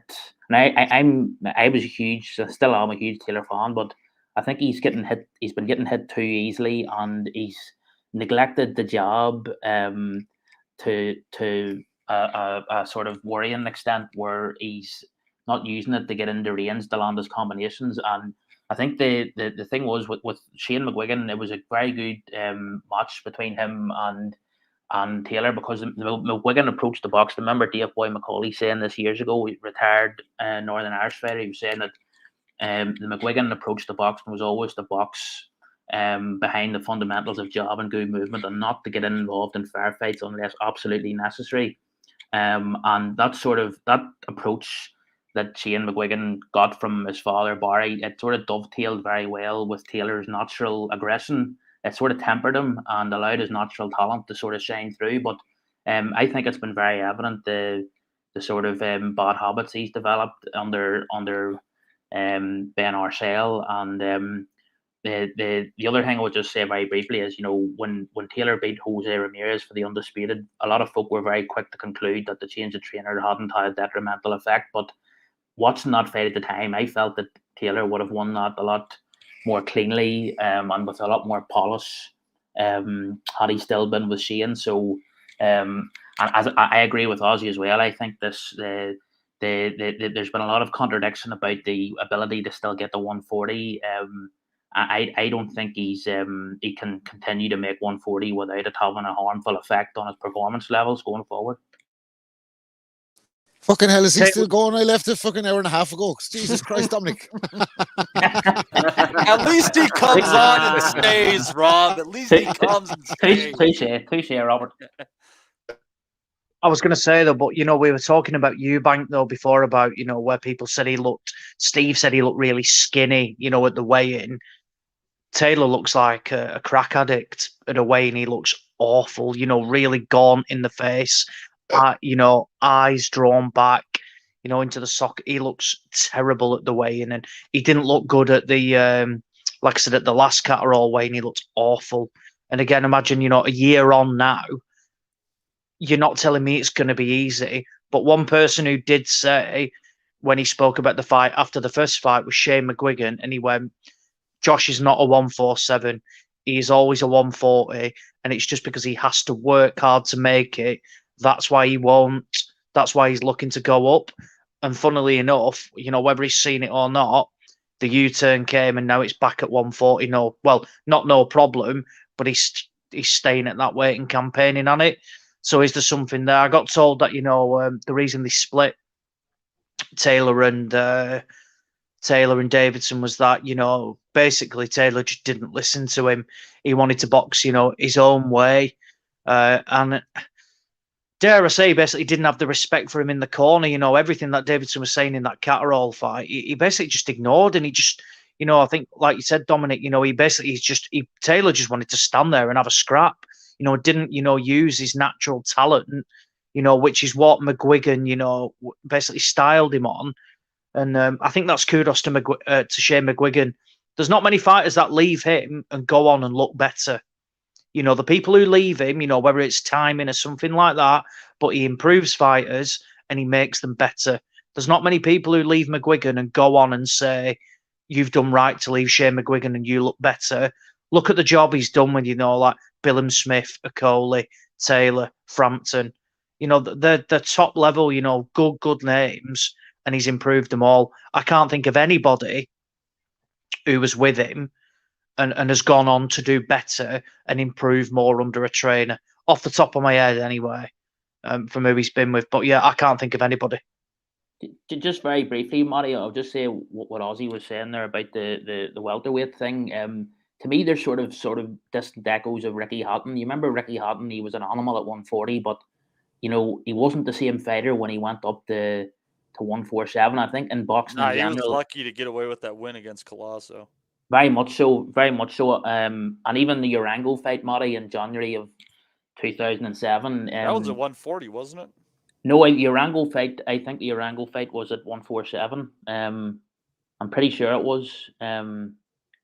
But there was in the Urango fight, there was some sort of there was a mess. What happened? Just an interesting anecdote. I think at 147, you're still allowed to wear 8-ounce gloves as opposed to 10-ounce gloves. I'm pretty sure, but I think it's at 154 you have to start wearing the 10-ounce gloves. But Hatton and Billy Graham made some sort of miscalculation. They didn't know that they could still wear the 8-ounce gloves, so he ended up wearing these big flipping what he would for him were too big gloves, 10-ounce gloves, and he attributed that to his. And I think he also had a cold on fight week. I'm sort of digressing here, but he just in general, he wasn't the same destructive mauling force that he was at 10 stone. Billy Graham always said that he would have taken Ricky to beat anyone at 10 stone of that generation, like Cotto at 10 stone, but Cotto was weakened to get down to 10 stone. But with Taylor, I think there's a sort of similar thing. I think he wouldn't have the same advantages at 10 stone 7. And there is some animals up at 147. So I think it's sad because I was a big fan of Taylor, but I think he's taken a few wrong turns. And can't see him really reaching the heights that culminated in the Progress fight. I would have to agree. It's not a good place for Josh Taylor to be in. If this fight does happen, not only does he need to win, I think he needs to win in spectacular fashion to keep his stock up. Because, I mean, you got to remember, people were arguing, this guy being a pound for pound top 10, possibly even a close top 5 fighter at one point in time. And now he's just a complete afterthought. Let's see here. Rob, before we move on to the upcoming fights of this week, do you have anything you would like to say? No, I think the kind of the judgment on Taylor is a bit premature, to be honest with you. I think everything that he done in his career up to the Catterall fight was fucking unbelievable. There may be some factor that he was pressing too high up the pitch in the Catterall fight, and he was leaving Catterall allowed to play onside, that way. And with VAR and everything and the removal of Ben Davison, we have to remain and we have to wait and see how that one plays out. I'm not necessarily going to write off Taylor. I don't think. Having said that, I kind of think Catterall has his number, so we'll have to wait and see when this fight gets made, when his foot gets better or whatever. But I think that's just the boxing public in general. We're very there's a lot of fickleness and there's a lot of kind of recency bias. I don't see any reason to write off Taylor off the back of the Catterall loss. We'll just have to see him back in the ring, like so. You're such a softy, Rob. Too nice for me own good. Everyone always says that, man. That's my downfall, really. Always taking the humanist approach to anything. Yeah, you're a sweetheart. Anyhow, so that is that for this for kind of things we got covered. Didn't actually see any questions in the queue, which is weird. On Wednesday, coming up, and ProBox TV, which you can either pay $1.99 a month for, and they promise you 2 fight cards a month, or now you can watch free on Facebook or YouTube. And you'll be able to watch this card on Wednesday. It's going to be headlined by Cesar Francis, who is undefeated against Jesus Seracho, once defeated, both of them 12 W's. Also on that card, Jonathan Cardoso against Jose Arellano, who is from Aurora, Colorado, right about 35 minutes away from me. Arellano is undefeated. Cardoso also 1 defeat. And then the undefeated 6'3" Oscar Alvarez Guerrero going in against Nicholas Polanco, who has been in the ring about 24 times. So the undefeated guy going in, taking a step up in an 8-rounder there. So you'll be able to catch that one on ProBox TV, either through the ad-free paid option or with ads on YouTube. So check that one out. Steve, do you have any interest in paying the $2 a month for ProBox TV, or are you just going to be one of them joyful viewers on YouTube, just scooping up the freeness? I'll scoop up the freeness, but not on YouTube. I like ProBox TV, actually. That's Roy Jones and Tarver's little initiative, isn't it? Yeah. And it's, and these that's like Brandon Glanton against David Light. David Light. Yeah, that was on a ProBox card too. Honestly, compared to some of the shit that I've paid money for, $2, that's a lot of value. Well, it's got a lot of value if you look at it now. £2 for a flipping thing of milk. So yeah, absolutely, man. I ain't going to pay for it. Like, me, Matty. I'll find alternative methods. I like a bit of ProBox. That used to be what the zone cost back in the day when it was a good idea. Remember at the start, you could just pay us 99 cents. You'll have a load of fights and all. But now there's no fights for you. So don't get me started on that. It's madness. It's madness, I tells you. But we are going to have a card from Wembley. The man Ricky Graville is going to be going there, so if you are there, look out for that guy and his shenanigans. Going to be headlined by Artur Beterbiev against Anthony Yard. But let's move on down the card a little bit. Oz, I'm going to go with you for a little bit of domestic violence here. I see in a fight between Carol Utama against Osvaldo Moderno. Not domestic violence necessarily, but it's on your home turf. Have you been keeping an eye on this one?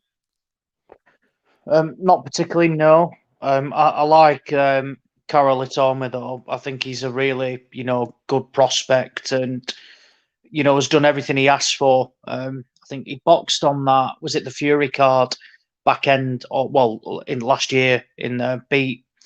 Does he qualify as Irish, Steve? Is it Vladimir Beljuski or something like that? Well, I think he's from like Russia or Slovakia or somewhere originally, but he's been based himself in Cork. I know he used to fight on Leonard's Celtic Clash cards. Yeah, He's a come to fight kind of guy.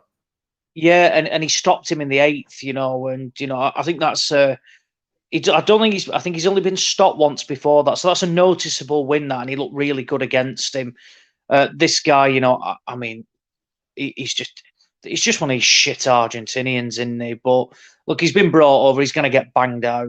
This is not a good fight, but I'm not going to be too critical of somebody in the, the 10th pro bout. And I think after that, they'll get him out on this, and then they'll start to go through the Moderna has a wealth of experience. I mean, he's been in with a number of top fighters around super middleweight and light heavyweight in his career. Yeah. I mean, look, just having a quick look at his record. Yeah, he's been in with like Fedor Chudinov, Jose Uzcat guy. That he's been in with Rodriguez, Thomas Oosthuizen. Yeah, but he's been in with Beterbiev as well. So. Look, he's definitely been in with the names, but at the same time, he's been banged out every time he's been in with them as well. So, or stopped. A lot of decisions. He's got a lot of decisions with these guys too. Yeah, I mean, you got to give him credit. It's a durable opponent, a good test of power, more so than can you get the W at the level, I think. Yeah, quite possibly. Yeah. Like I said, I'm not going to be too critical of somebody, in the 10th fight. A fight that I was looking forward to was Willie Hutchinson against Emil Markic. Now, Markic was last seen over here getting banged out off Callum Johnson, but did hurt Johnson in the first. Anyway, Hutchinson's pulled out of that illness. But yeah, this card itself, to be honest, is pretty shite, really. There's no real, quality in terms of, aside from the top 2 fights, the rest of it are pretty poor, but I can get it when there's a hell of a lot of money in the main event, and it's not on pay-per-view basically. But this is where my argument is if you put a lot of like southern area title fights on it, lower level domestic cards, you've actually got natural 50-50s without without the cost. So yeah, the big probably name on the undercard in terms of turning over is heavyweight Moses Itoma as well. Now huge prospect.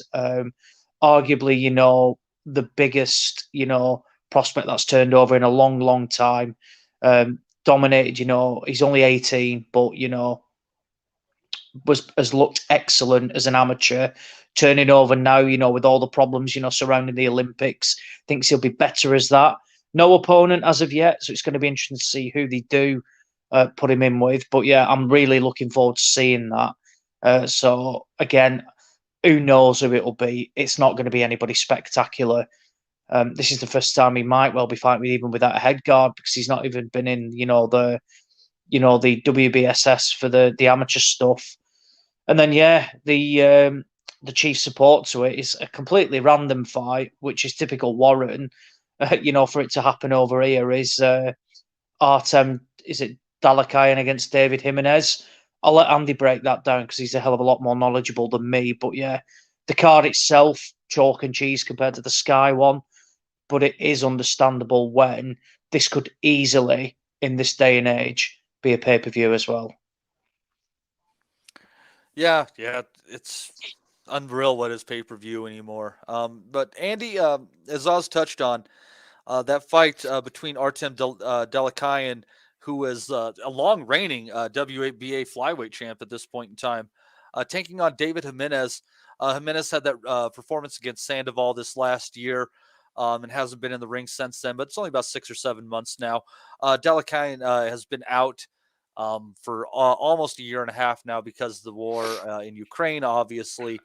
And if it wasn't for that, I think it would be an easy pick for Delakayan. But because of that time off, other things outside of the ring, obviously, I can't quite 100% get there on it. What are your thoughts? Well, I think inactivity's been an issue with this guy over the best part of his career. I know he's got something like 20 fights. He turned pro back in 2011. So that's what 11, 12 years he's been a pro, and he's only got 21 fights.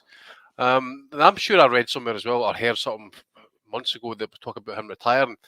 But I was surprised to see this fight appear on this card, actually, to be fair, because not really a lot of people tend to watch into the smaller divisions. Jimenez is an interesting one, actually. He is all action, up in age now as well, so it's a big opportunity for him. I was asking Smido and that during the week, and Aussie and that the night as well, if the odds have come through on the method yet. I don't think the odds are up yet, but certainly have a wee look at just have a wee look at the Jimenez by stoppage, just in case you're right, Matty. But basically, I would say Dalakan, providing he's not slipped and he's remained fit and all that type of stuff, I think he wins easily, landslide points decision, or maybe even a late stoppage. The best, just looking at his record in Dalakan, if anybody remembers Luis Concepcion, that's another long-standing fighter back in the day. How he fights, quite aggressive. He beat the shit out of him. I heard him Marquez eyeball. Anyway, he was washed. So Jimenez is probably like slightly less washed. So this is the kind of thing we'll be expecting. I would expect Jimenez to try and look for him. But Dalakan's got really good feet. He's really good fighting as a counter puncher and that as well. Uses his legs very well, as I say. He can spin you very easily, and he's got a very good jab. And I think his power might be slightly underrated as well. So these are two bangers in the division. I mean, they're both almost 70 at 75% KO ratios in their careers. So there's some punchers for flyweight, Yeah, and I think Jimenez as well. He had that the win against Sandoval, the one that actually destroyed Jay Harris. First time he came to my attention actually was when he fought Jay Harris. Basically folded him a body shot. Just looking at that fight and basing Jimenez off that fight as well. And that was Sandoval was another one who was top rated, number one in the division at one point. Forget what might be like flyweight actually, but especially down the stretch at least, I thought Jimenez kind of put the business on him a little bit, and he seems to be durable going down the stretch. So if you're right about Dalakan, if he's getting old and he's maybe missed a step, and the gas tanks maybe wearing, and Jimenez could get him or come on strong late on. But I'm going to say Dalakan wins on points. But part of me also is thinking about a potential late stoppage as well for Dalakan. So it's an interesting one.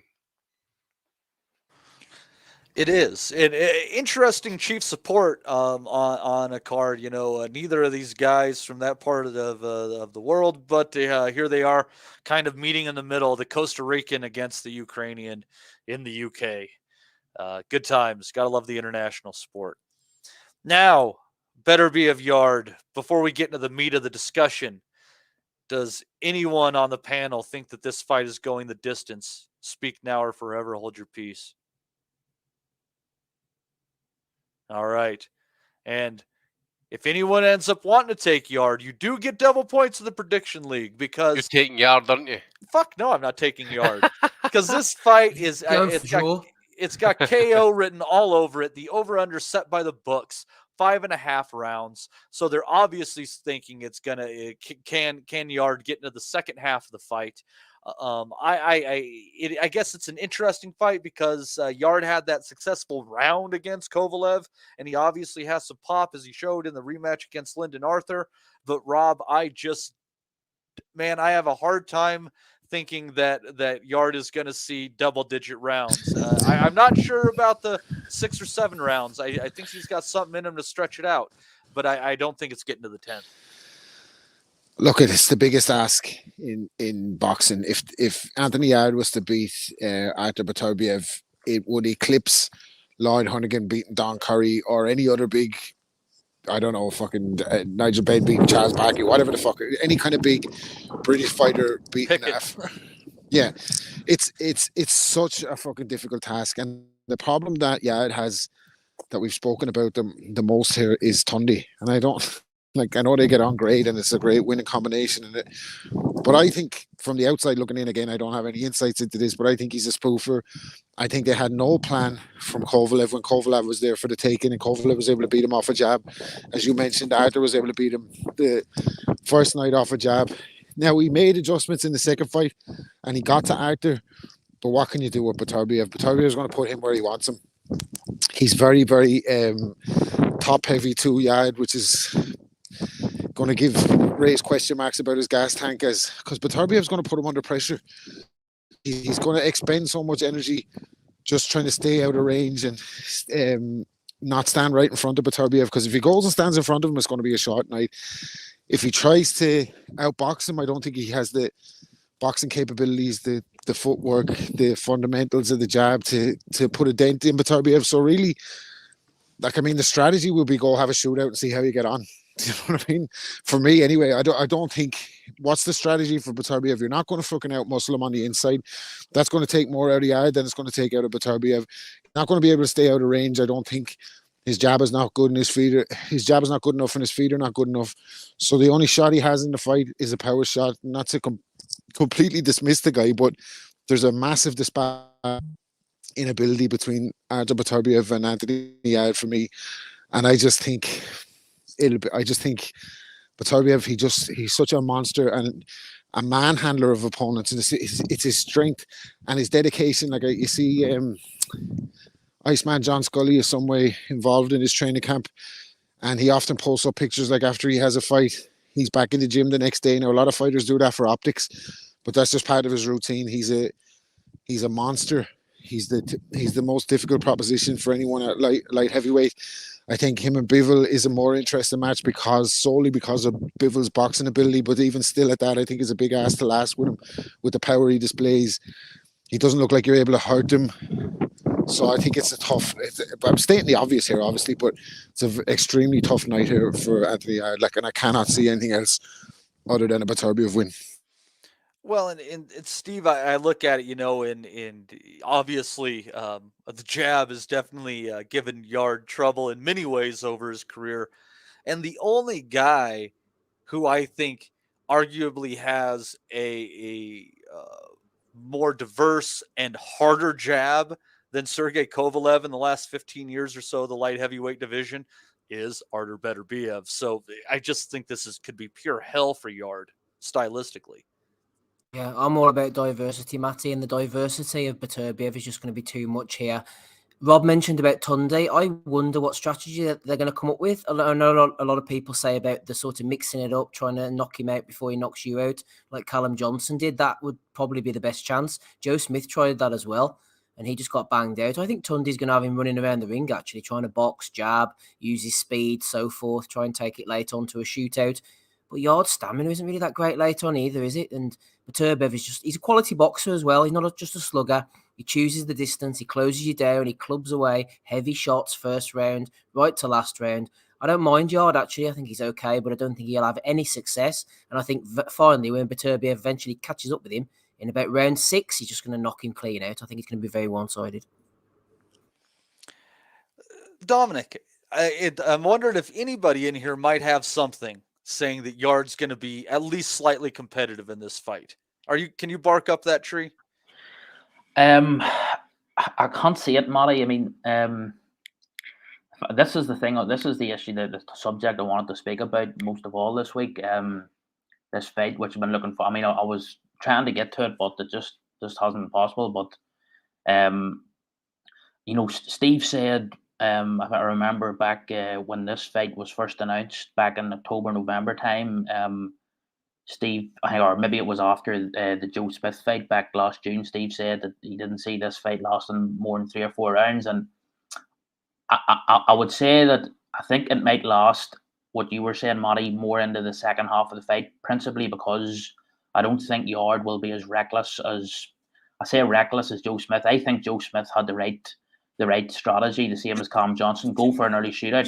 You got to. That's what you got. It's absolutely. Like, gotta blast this son of a bitch, man. Let's the alternative is taking 8, 9, 10 rounds of drip disfigurement.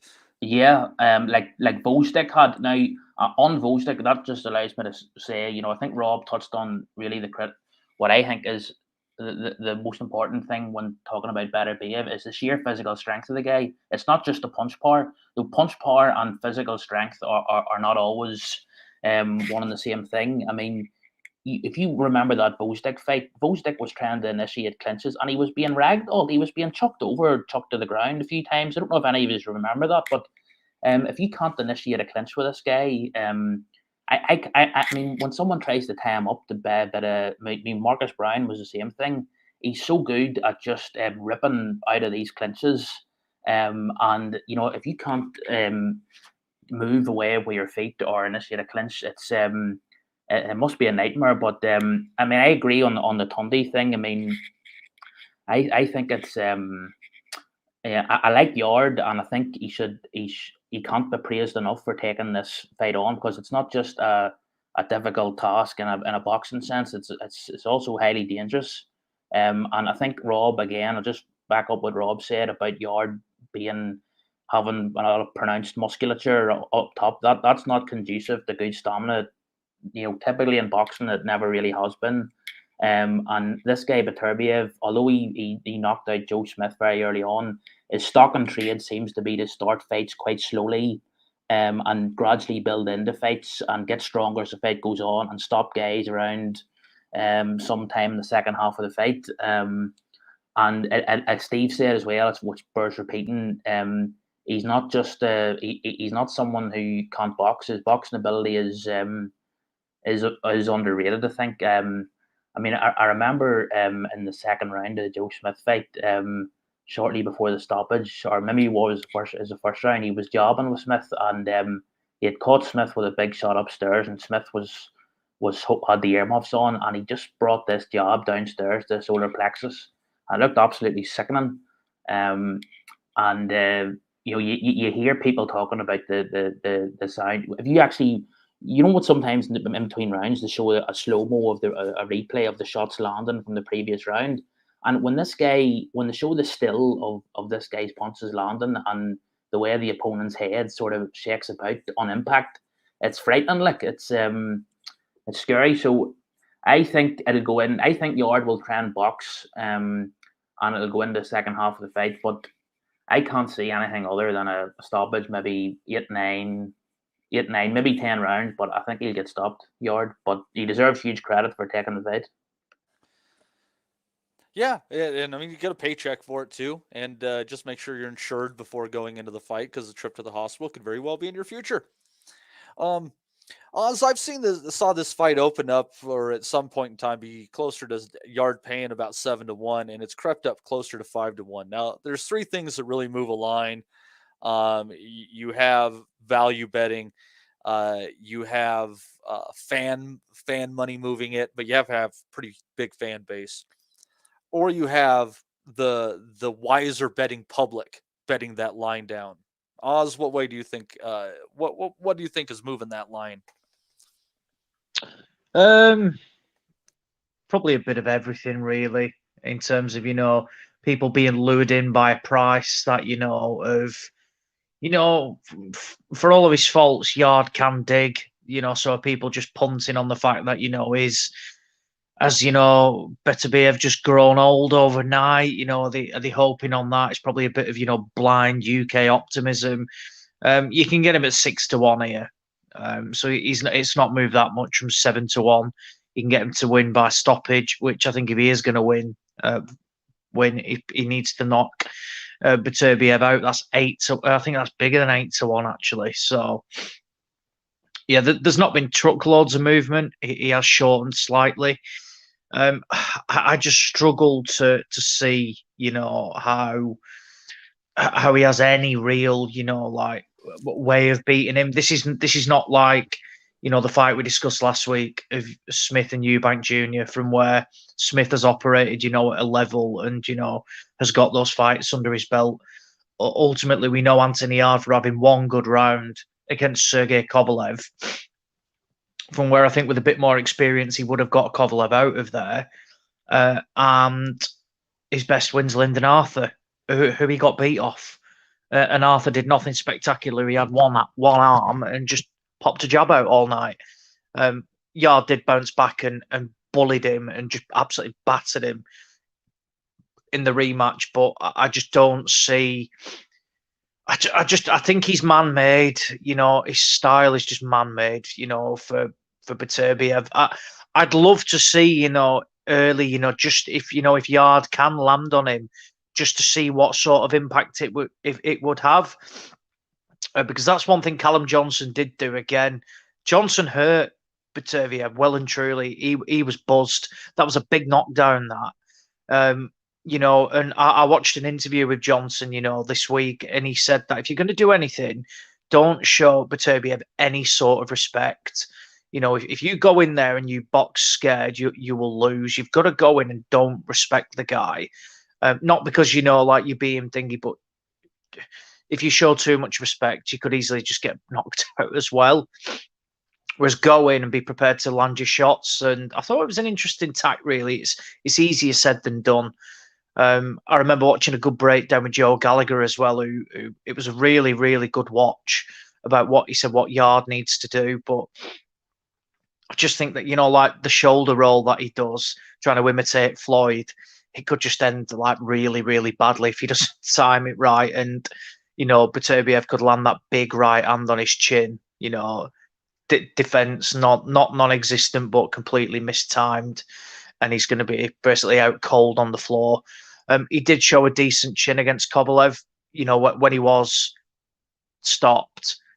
It was more just through exhaustion more than anything else. It wasn't, Yeah, he emptied the fucking tank in that round. He was gassed, yeah. And we've seen that before from where, it was just a jab, but it was pure exhaustion that stopped him. But I just can't see anything, that will do it for him, unless he's learned massively in the gym, and he does come out and show something. One thing he isn't, he's not scared. He's not deterred by this. You can tell. Look, I'm not a big believer in looking at body language and stuff, and how it dictates a fight.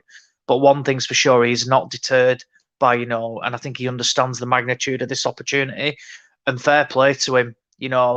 For a guy who had barely any amateur experience, if any. He's arguably boxed two of the best light heavyweights of the last, 20 odd years, maybe longer. And yeah, he'll probably fall short in this again, but still, you've got to applaud him for, for taking those opportunities at least. A quick one that I'm glad it's not on pay-per-view as well. There was a debate. George Warren said in an interview that they discussed it at length, whether they should put it on pay-per-view or not. They decided not to. Correct decision. And it's one for the fan, really. That is part. Going to save you shelling out, Oz, isn't it? That's going to make a big saving out of that's not on pay per view. If you're shelling out, yeah, of course. If you've got a stick like me, it just even enhances the value of the stick. But no, it's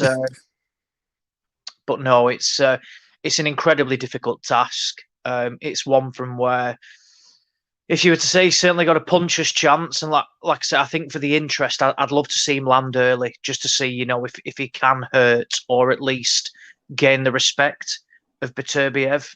Ozzy, do you think, just on that there, I just wanted to ask you, you say his puncher's chance, and I remember, Steve saying after the Joe Smith fight, and when the prospect of the Yard fight was in play, that, there's levels of power here, that, we've seen Beterbiev stop guys who have never even been on the canvas, never mind being stopped. Whereas Yard, he can punch at a certain level. Yes, he rocked Kovalev, but I still think you would have to question whether his power is at that level. I'm not saying he can't punch. Kovalev could have been drunk at the time.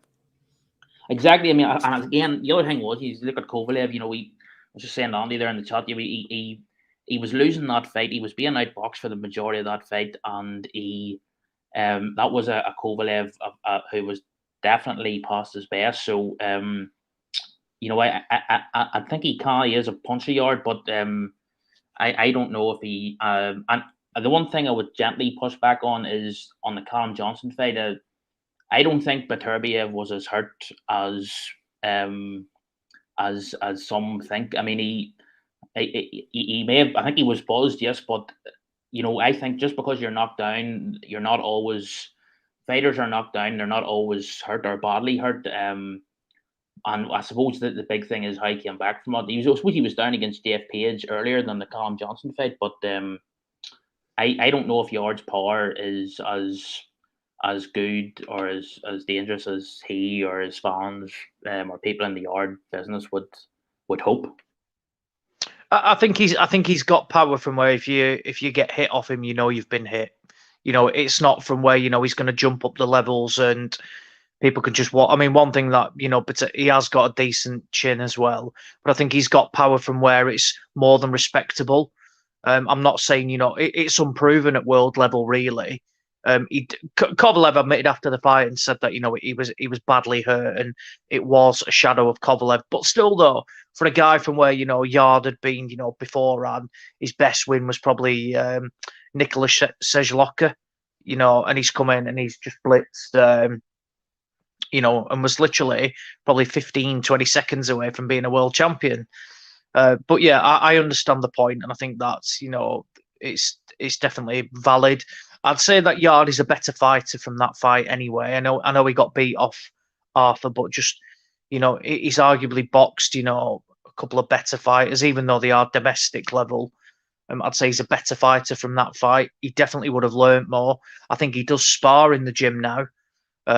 Beforehand, he didn't do barely any sparring whatsoever. So I think they have made changes.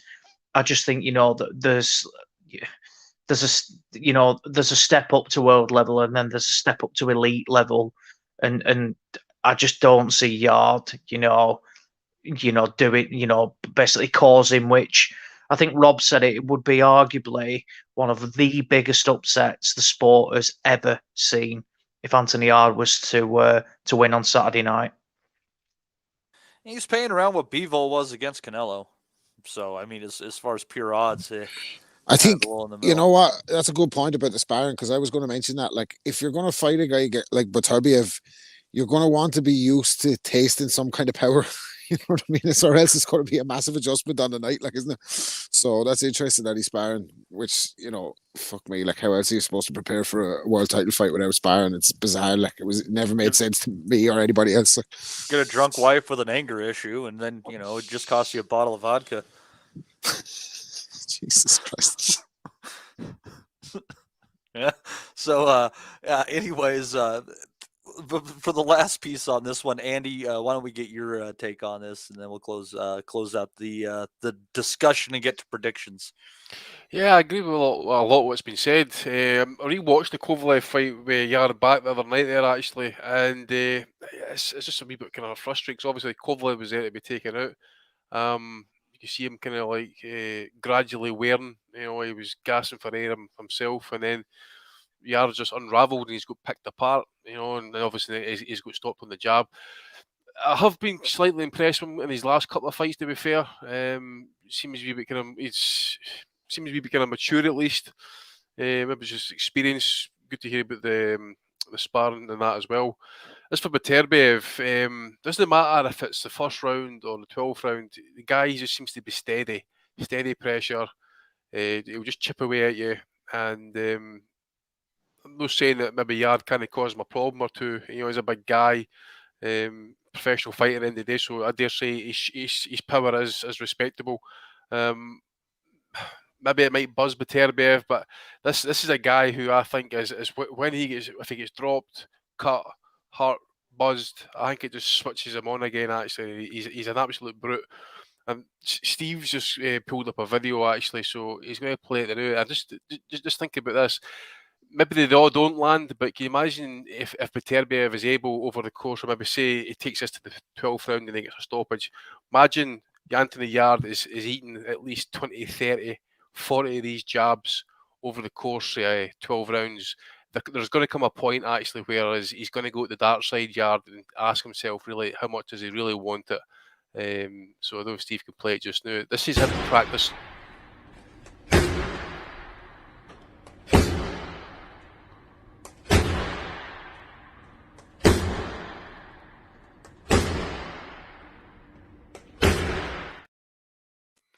That's Like the got your head empty, out of Chuck Crew's window, innit? Though. that's an empty gym and it's like a shotgun going off, man. I'm surprised the I was police gonna are say, coming in off the streets. it sounds like a shotgun going off, like you say. You know, where's the police coming in to find out what's actually happening in that gym there? But he's practicing that repetition. He doesn't waste many shots. Doesn't seem to be getting tired or anything flat. Seems to fight at a steady pace, as I says. It doesn't matter how many rounds he needs to go. He'll chip away at you. You can imagine if he's landing those jabs, head and body over the course of 6, 7, 8 rounds, and Yard's saying to himself, right, how much do I want this? He's going to have to then slip and slide, get on the back foot. And yeah, if he's got any aspirations to win this fight, he's going to have to fucking really dig into the trenches here and try and just see if he can get a shot landed that's going to just absolutely wipe Beterbiev out, because I can see him slowly getting picked apart, broken down and stopped. I'm going to say roughly about the 9th or the 10th round, I would think. Okay. Maybe even pulled out the corner actually because he's just taking too much. Yeah. Yeah, have mercy upon his soul. That's a good comment on the screen there, Matty. That's why his hands are fucked. Yeah, no shit. Yeah, it's look what he's punching. He's punching in the face. He's punching a thin bit of fucking bag up against a fucking concrete wall. And listen to the sound it's making. Fuck me. Well, here, Matty and Andy, just on that point of his job. A few months ago, I was listening to stories from some of his sparring partners, and this was some South African guy. I forget his name, but he wasn't talking about himself, but it was some other guy that was in camp with him with Beterbiev, and said Beterbiev hit this guy with a jab to the stomach, and this guy was poking projectile for 10 minutes solid. And that's like with big sparring gloves, like, so it just shows you like what sort of what you're talking about, what you are to be up against, like. That's lovely. I need to try and find the tweet actually where he's actually in the gym and you know those the big long weightlifting bars. You know, and he's flicking it with his wrist. Aye, he's flicking it with the wrist. I don't know like a toothpick. Aye, how much do they weigh? About 40-50 pounds? Sorry, 40-50 kilograms. Sorry, and he's spinning it round there like it's fucking like it's a baseball bat. Aye, don't try that at all. Oh my Jesus Christ! Aye, exactly, mate. So if you're fucking built like a fucking Gable end a £5 note, then don't try it. It's just going to destroy you. Fucking me. But the guy's just an absolute animal. Really, yeah, I suppose what we'll want to see, as Steve said in the chat, is, you know, to me, the best fight in boxing is Bivol against Beterbiev. I mean, I'm not saying that I would. Bivol's the only guy with a realistic chance. Time's on his side.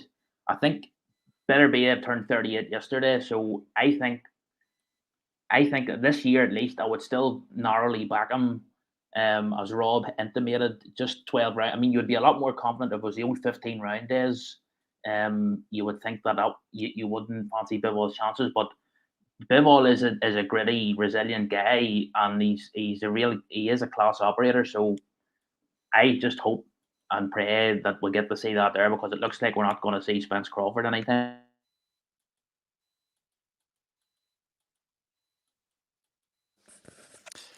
Yeah, I'd rather see that than the Canelo rematch, 100%. So, getting to predictions, and bear with us here real quick, Dom. I'm going to gather this information, then we'll go to the Bellews of the week, and please stick around for that. Always the exceptional time. So, as far as I can tell, everybody's going Beterbiev by stoppage. I don't think anyone is going away from that. Speak now or forever hold your peace. All right, let's see here. Andy, you were saying somewhere around like 9 or 10 rounds. Steve, you just generally said after the 6th. Rob, how many rounds do you think it might go?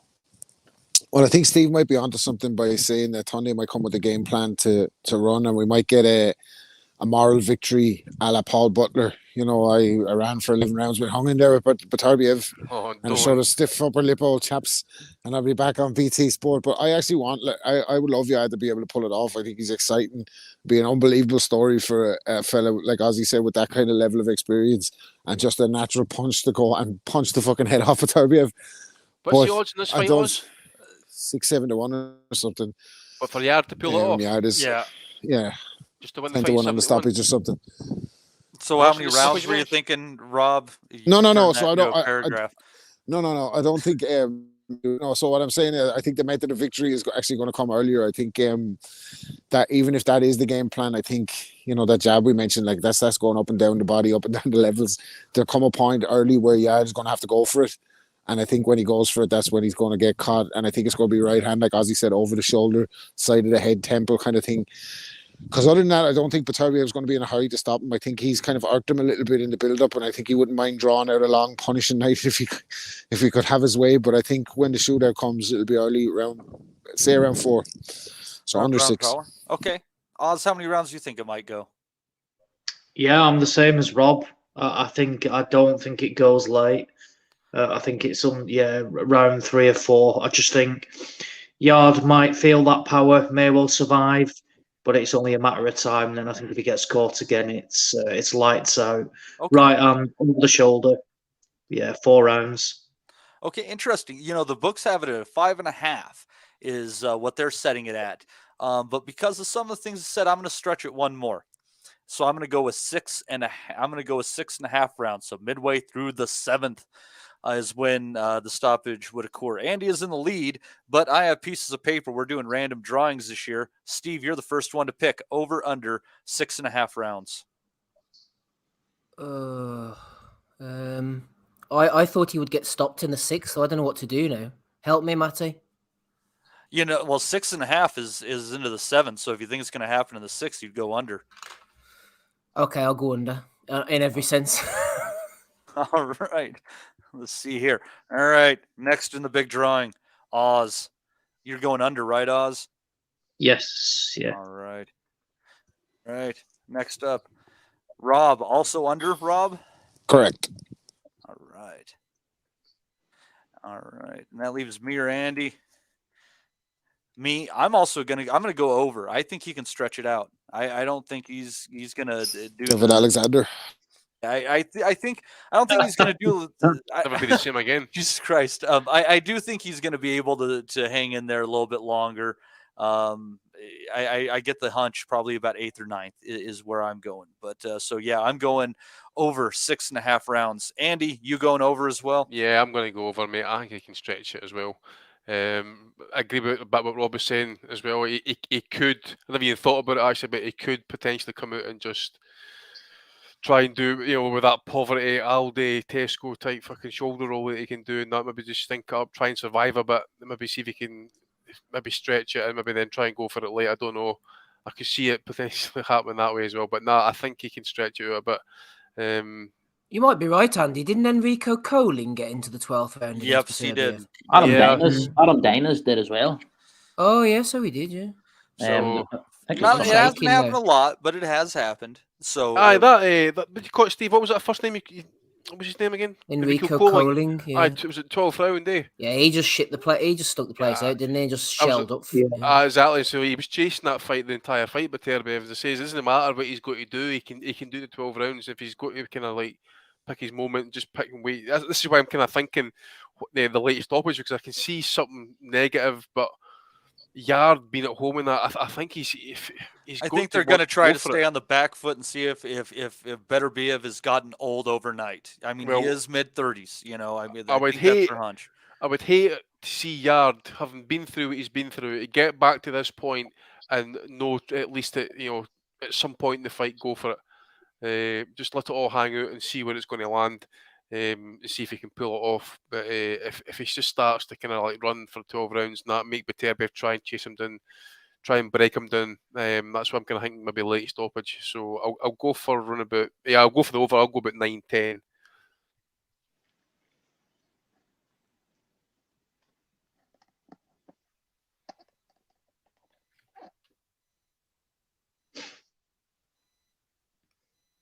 Matty. Yeah. She's dead, eh? Matty. Oh, sorry about that, guys. So, all right. So we got. What the fuck? What are you? I thought the bailiffs were after coming to get him for the gambling. I was talking to nothingness. All right, so we got 3 and 2 on that one. So that is a good split between us.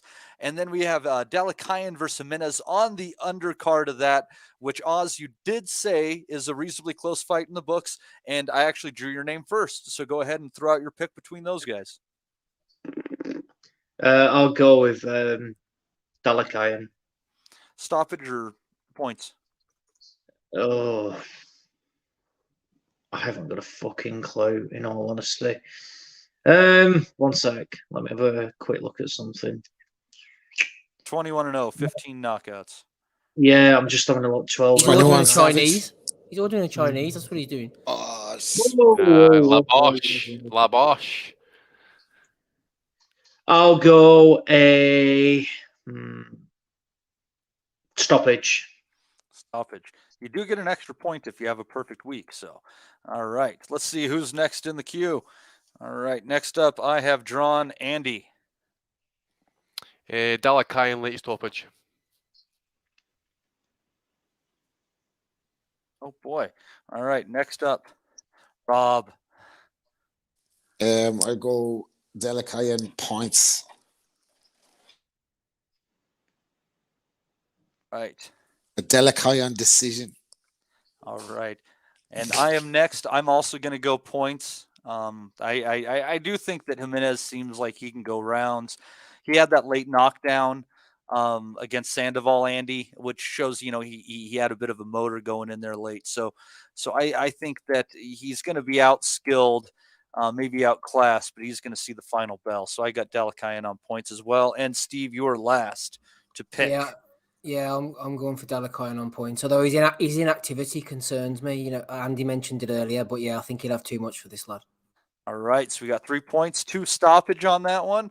Right on, a good split week. I like that. That's more competitive. So good group there. I look forward to this card. Also, there's going to be a DAZN card headlined by Alexis Rocha on there. You're gonna have Beck the Bully's going to be on there as well. Floyd Schofield. I don't necessarily know that any of these fights is going to be competitive, except there is a straw weight unification that's going to be on there real quick. Their page just blew up on me, which let me see who was in that one. It's going to be Oscar Clausgo against Wilfredo Mendez. So yeah, I actually think that one might be a decent scrap on that undercard of the DAZN action on Saturday night. But that is all I think that we got going on. So I'm going to hand it over to Steve for the value of the week. Thank you very much, Matthew. Episode 507. Matty's here, Andy's here, Ozzy, Rapping Rob Kelly, Dominic, along with me, Steve. Nice little videos to play you in with this week, boys. See if you can guess who this boxer is. I think it was Stephen Summerfield sent this over to the Nuthouse Gmail. This is quite interesting content on a Sunday evening. I wonder who it could be. I might get sued for this one. Your Scarlet Scandal. What is the most scandalous thing you've ever done? Oh my God. Sorry, but I him. What? Yeah, and he put on my clothes and made me chase him around his apartment. I put a tequila cap in his ass, and I had to go fishing for it. Yeah, it was nuts. Right, I know who she's talking about, by the way. 100%, it's Oscar. It's Oscar De La Hoya. I'm telling you right now, that's who it is. Allegedly, of course. Allegedly, aye. It wouldn't be Floyd or Andrew Tate anyway. What gives you that impression? Oscar's in everything, isn't he? You've seen him with the fish. You missed the rest of the clip there, Steve, where she said after the tequila bottle, she said, I had a sombrero on me as well and a little Mexican flag and a pair of Golden Boy shorts. She couldn't have fucking made it more obvious who it was, could she? Allegedly. Sounds right up Golden Boy's alley, says MB, I'd say. You're absolutely right there. I don't know who the young lady was, but it got sent. Oh, actually, she's in the same age demographic as as another young Mexican star who may probably be a candidate for that either. But you're looking at each to their own. That's what I say about it all. Yep. Somebody could be bathing with tears. That's all I'm saying. Do you know what I mean? I'm sure you would be bathing with tears after having that done to you, Rob. Can't even fathom, Steve. I can't imagine. Let's just move on, man. It's Woke Asylum. Ozzy, you were painting an image in our heads last week, and Ryan Deal, Photoshop extraordinaire of the Nutters, has made this a reality. He'll get ideas. He'll get ideas off that.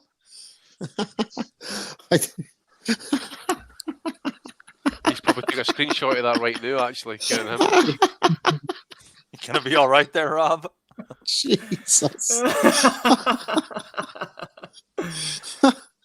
Yeah, for any of our audio listeners, go over to the Value of the Week. We'll upload it at some point. Ozzy, sticking with you, actually, I don't know if you're aware of this fella. Seems to be popping up on Facebook from time to time. The Bosch King, friend of Big John's. Yeah, I'm a fan of Tom Skinner. No. Yeah, Fuck. He was on The Apprentice. That's how he rose to fame. He was on Alan Sugar's The Apprentice, and yeah, he is the actual founder of Bosch, which has been adopted by the Bosch Army and the Romford Bull people. So yeah, big Tom Skinner entering the ring. Yeah, he's quite amusing though. So he's quite. He looks like Cy Clayton in that top left-hand corner there. Yeah, is he going to start fighting now? Is he going to be in the boxing ring? No, it's like this white collar stuff, and like. No. Who's he fighting? Ray Winston? Who's that in the poster? Man, because he's fucking. Danny Williams. Every morning, man, he's post up a fucking steak pie breakfast and a fucking king rib supper. Yes, that's it, mate. His breakfasts are like just unbelievable. Some of the stuff he eats. It's like he had. What did he have? Beef bourguignon one morning and stuff like that, and then he has steak pie, chips, gravy, mushy peas, cup of tea for breakfast. Imagine I'm thinking in the morning, man. Lasagna is another one. But lasagna for breakfast. You must shake like a bear, man. Fucking hell. At Dino's Cafe in East London. So yeah, 6 o'clock in the morning, whatever it is, 7 o'clock, and he's smashing. Yeah, he's smashing all sorts. Christmas dinner for breakfast. No, he did. He did, honestly. It's true that he did. He was having Christmas dinners for breakfasts. What the fuck? I never heard anything like this. Fucking lasagna for breakfast. Well, the funniest thing is, though, as well, is that sometimes, so Friday morning, what did he have here? He had, I can't see what he's having. But anyway, after he'd eaten, he had egg. So he had eggs, mashed potato, bread and something else and butter, and then not only that, fucking carbohydrates. He had a pudding with it as well. So he had bread and butter pudding with custard. This is for breakfast. So it was a sweet pudding too, not even a savory pudding. Bread and butter pudding. I tell you what, right? I'm coming up on 45 in the summer. Right, and I'd be worrying about me fucking, Jesus Christ, I get up to the age now I could fucking drop dead, and I'm like, why am I fucking worrying? Look at these guys. what's there to worry These about? cunts outlive everybody, weren't they, man? They'll live till they're about 95, these fellas. Yeah, exactly. Oh, yeah, it doesn't matter that they're fucking 150 pounds fucking heavier than you, et cetera, Rob. Fucking the randomness of the world, you end up fucking choking on a potato in 5 years, and they live until they're 80, needing double doors just to get their fucking wheelchair out. Yeah, talking to you with their fucking cigarette fucking voice box. I'm okay. I used to have a life. Damn you, Marlboro. Oh, you man in Alan Partridge already. Anyway, he's eating the eggs for his breakfast, and I hope they're not fucking loaded with chlomine. Yeah, he's gonna fucking pop red hot in that fucking test if you don't leave the eggs alone, man. He better watch what he's doing. Fucking Joe 90 as well, Frank Smith with his fucking goggles on him. See him in that interview, did you? You know what he said? He said Conor Bain has gone above and beyond for the British ball. What? What's above and beyond? Just fucking give us the answers. We don't want what above and beyond. What the fuck does that mean? He's counted the eggs. He's given it's all on them now. Fucking evening, Ed. Evening, Ed. Matty, you mentioned this earlier. Broner seeks new opponent at BLK Prime. We know Redcatch is out. You said that Hank Lundy's out as well. Yeah, he sure is, because he pulled out of a fight that he had scheduled for a week from now that was supposed to be in California, but he said that he had a cut.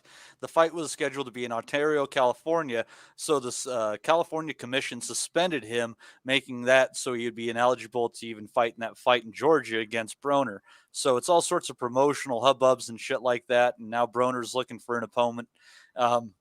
This isn't good for BLK at this point in time. It's just awful. And you can't feel bad for him, Steve. What bunch of fucking idiots hitches their cart to Adrian Broner? That's a terrible cart. That cart's going off the fucking cliff, man. That cart is carrying fucking hookers and cocaine and riding it past the police station because it's a fucking idiot and putting it on goddamn Twitter. They're fucking morons. It terrible investment. And my God, I mean, I think really the nomination is for BLK for even going into bed with this guy, because a shitstorm follows wherever he goes. Whenever you get into bed with AB, I suppose it does matter. I'm telling you. So why is Broner getting blamed here, Matt? It's not because Broner the fight fell apart, though, is it? He's got bad dharma. But come on, man. I mean, I give him a shit sometime as well on that, but fucking.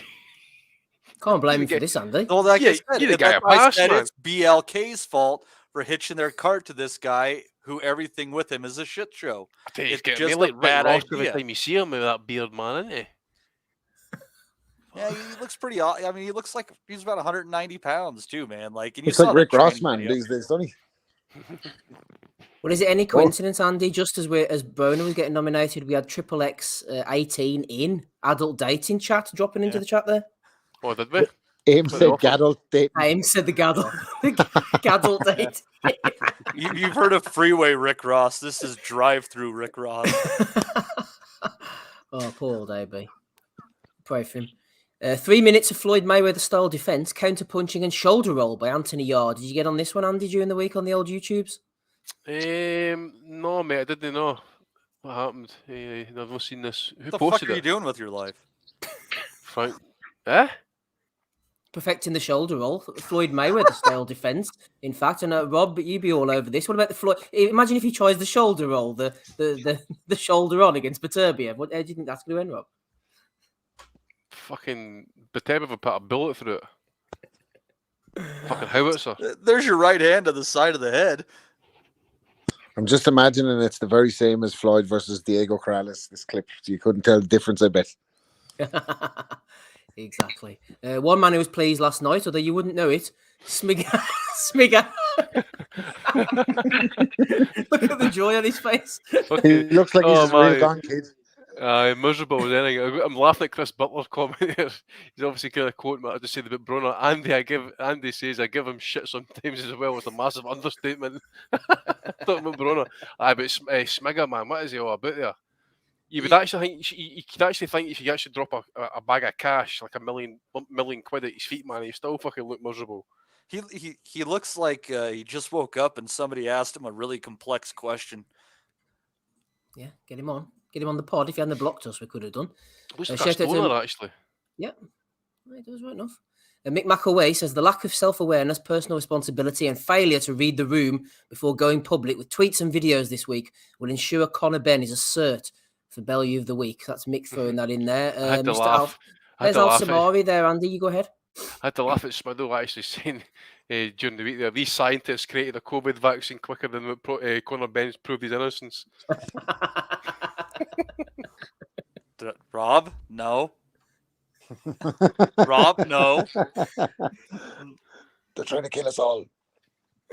Well, he says here, I've been through hell and back. Thank God for science. The evidence doesn't lie. No holes in the truth. And Eubank says, I'm pretty sure it was science that detected the illegal substances in your system on 2 separate occasions, Connor. So, yes, absolutely thank God for science. Otherwise, I would have been fighting the Hulk a few months ago.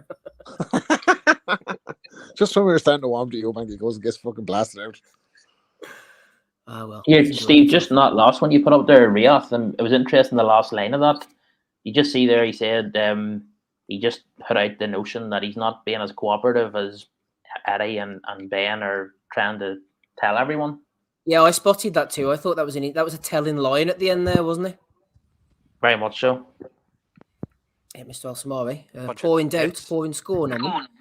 There's that guy, whoever, he's echoing my sentiments. That's what I'm on about. What's he talking about there? He's gone above and beyond. What? We just want the answers, asshole. Stop fucking trying to pretend that it's us swearing the wrong for judging Conor Benn because he failed 2 drugs tests. You know, he's coming back now. I tell you, it's about 5 months, isn't it, since the first drug test?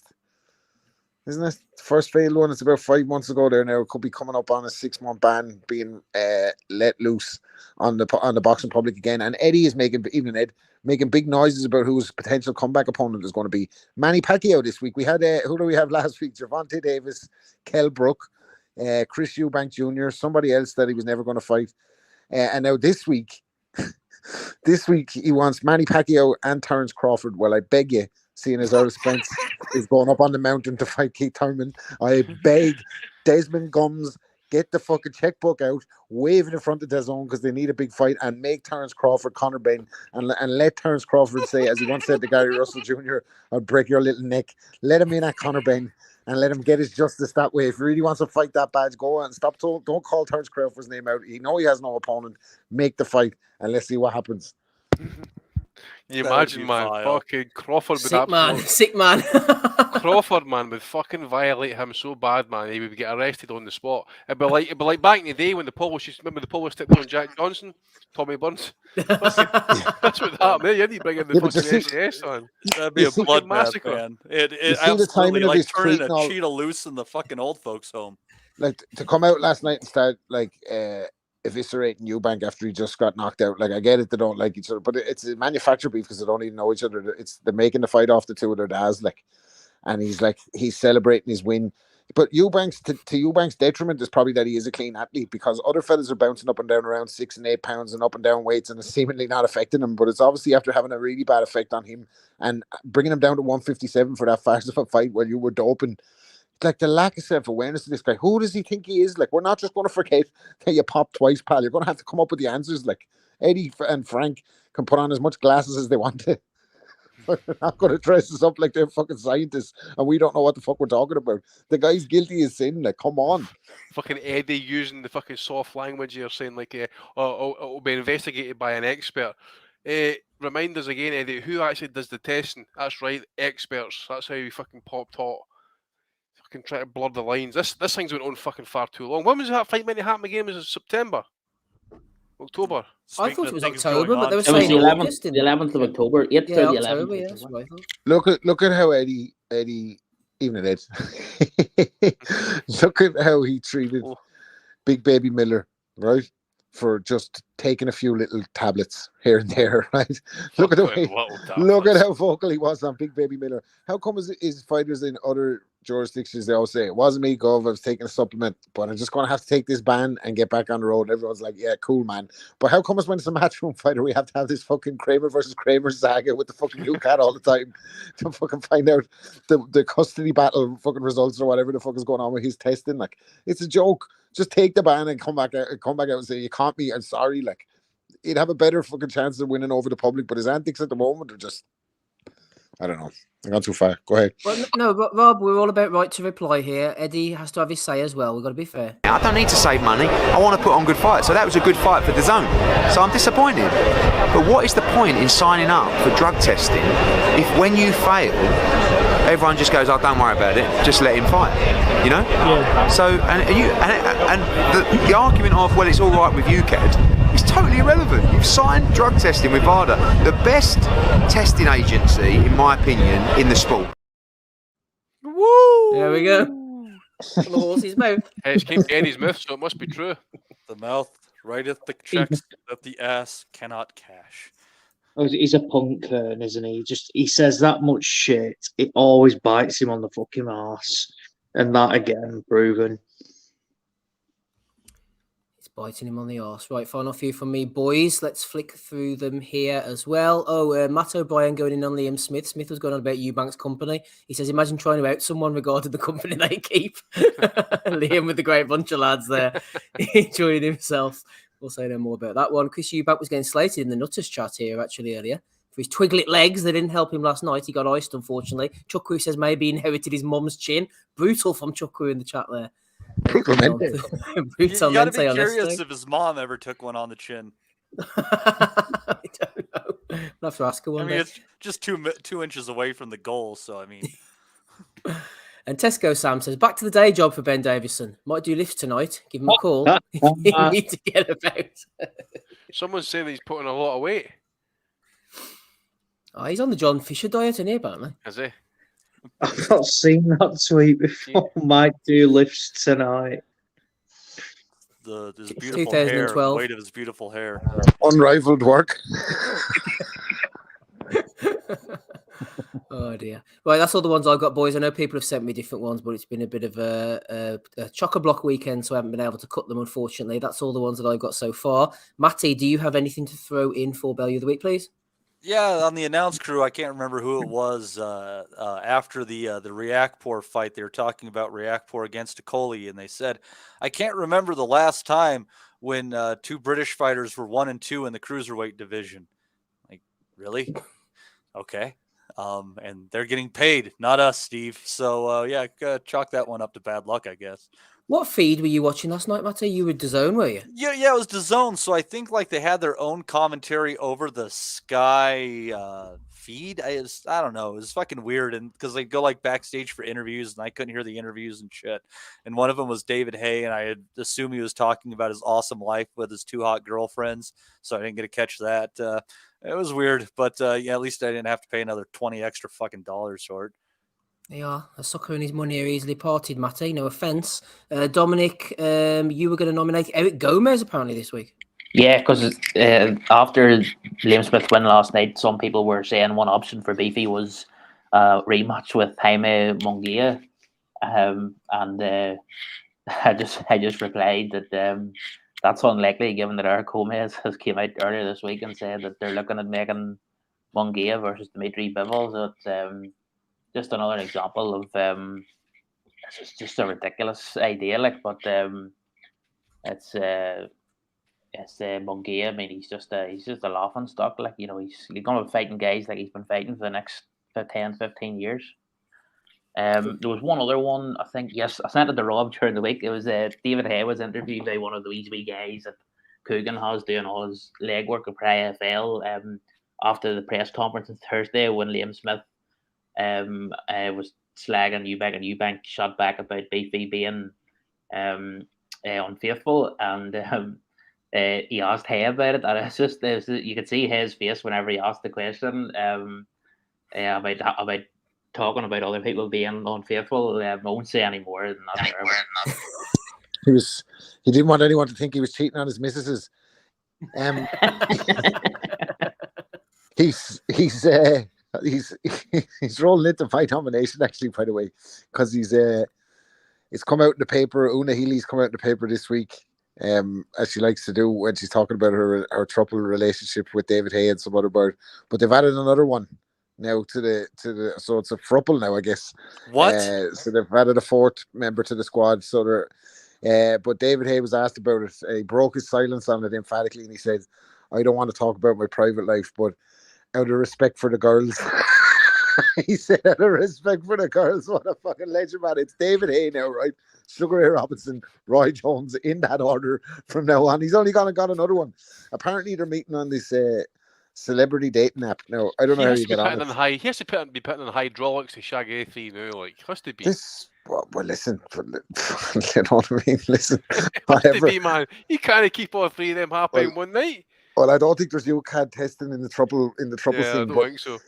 But anyway, at some point he will need to be getting fucking blood treatment shortly, man, and fucking blood transfusions to keep himself alive. Greedy son of a bitch. There's a different meaning to the vampire facials, I'm sure. But he's meeting these birds on this celebrity dating app, is where they're all finding each other. So I don't know. Like, I have a verified profile on Spotify. I'm going to see now to have a chat with the missus in the morning, see can we get on this, and maybe bring Bob Gardner or Jonas or something. You know, we'll have to talk for countryside retreats in Wexford. You know, they can talk to each other when I'm on the pod. There's a lot of pluses here for the. So we'll see how it goes down. Stay tuned. See, Andy doesn't get that. He's like, what does a guy do with 2 women? It's not always what the guys do with 2 women. It's what they can do with each other. Doesn't they it matter? can have more private time and they can have fun. Who fucking cares? Rob, I can guarantee, mate, see if you were to ask that to the missus, you'd end up like that poor cunt for fucking Russia and that slap face contest. Fucking face like a stroke victim. Rob, I don't care what Andy says. It is easier to ask for forgiveness than to ask for permission. You have to set the scenario. You can't just fucking come out with it at breakfast here. Come here, you know what I mean? You have to fucking warm up to it. You have to lay the foundations, baby. Oh dear. Andy, what have you got for us this week, please? It's mostly kind of based off last night's Sky show. Just like Conor Ben obviously kind of coming out saying it's a good job he didn't fight me. He last 2 rounds at 160. I think quite a few pro fighters were even. I think Josh Kelly even called him out in that. He says this guy keeps chatting about 2 failed tests. You had no chance of fighting, lad. When your menstrual cycles are over, you can come back from hiding. You know where I am, brother. No vitamins helping you up at 154. So I like that one. I don't know if anybody caught it, but there's a guy on Twitter last night. I think he's DC at Corco_90, and his local pub didn't pay for the pay-per-view last night, so he sent a picture. Never leave your home without the Fire Stick when you're a boxing fan, because the pub doesn't pay for the pay-per-view. Oh, that's my mate. He's got a picture of the telly with his Fire Stick remote control and his drink sitting there, so he's quite a tatty last night watching the fucking. Yeah, that's my mate Deco from Dublin. Yeah, that's my friend Deco. Yeah, he's a fucking character, man. This fella, unbelievable. We should have get him on some night for the crack. He's heavily involved in the boxing scene in Dublin. He's got a decent boxer himself, but he know all the. He's a fucking comedian, man. This guy, legend. So I couldn't stop laughing because only he do that. And I tell you, if he came into your pub with a fire stick, you'd let him fucking watch the telly. I am the barman came out with the fucking comment there last night about that Sky card, which was kind of almost turning into Frank Warren territory there last night. You know, Liam Smith had brown hair when that card started. Took for fucking ever, man, to get to that main event, didn't it? Thank God it was an early stoppage, man, or nobody was getting out of there. I know, because obviously the NFL playoffs on at the time as well, you know. And obviously, Fraser Clark's opponent all about there last night, just an absolute mess, man. And one for Oscar and Ryan Garcia. They're like almost they're not there yet, but they're almost entering Scott Quigg, Eddie Hearn territory. Oh, the contract, yeah. The contract. All we need to do is appear here with a fucking check offer. That's all we need. So one for Oscar and Ryan Garcia for their shenanigans as well. Lovely stuff, Andy. Thank you very much. I don't know if you've got any Aussie, but one I neglected to mention came from Holt. He says, huge signing will boost his own subscriptions no end. Another Courtney. Forget about Shannon. It's all about Maisie Rose. She's quite the fighter, signed with Matchroom. So game changed. Billions in debt, Aussie, but the game has changed here. What have you got? I've got a couple. One is for Scott Quigg. So he was on a podcast with Tris Dixon, and he was speaking about the time from where he had a stress fracture in his foot. This will be good. And he goes, I don't know how I got that injury because I wasn't stressed. And I'm thinking, you thick bastard. A stress fracture is not caused because you are stressed. So he thought genuinely that if he basically said, I was chilled out at home, and he thought a stress fracture was caused by actually being stressed. That's cervical fluid. So so that's one for Scott Quigg. And then the other one is for Big John Fisher. And Big John is dieting at the moment. He's got his weigh-in tomorrow, 5 pound down already, going well. And he has one cheat day a week, or cheat meal a week. So this Friday, he decided to go, most people, if they're on they'll have like something, whatever, cheat meal. Big John goes to Ginger Wings in Marlow. And awaiting for Big John was not 1, not 2, not 3 bowls of wings, but in fact there was, just count up, 2, 4, 6, 7, 8, 9, 10, 11, 12 dishes for Big John. And he went on to say that he's never eaten as much. So yeah, Big John's diet, it's all right, being on this, but a cheat day is not. It's not an opportunity to shovel down loads of food like he's doing. But he's one cheat meal enough to feed Ethiopia for 3 days. Fuck's sake.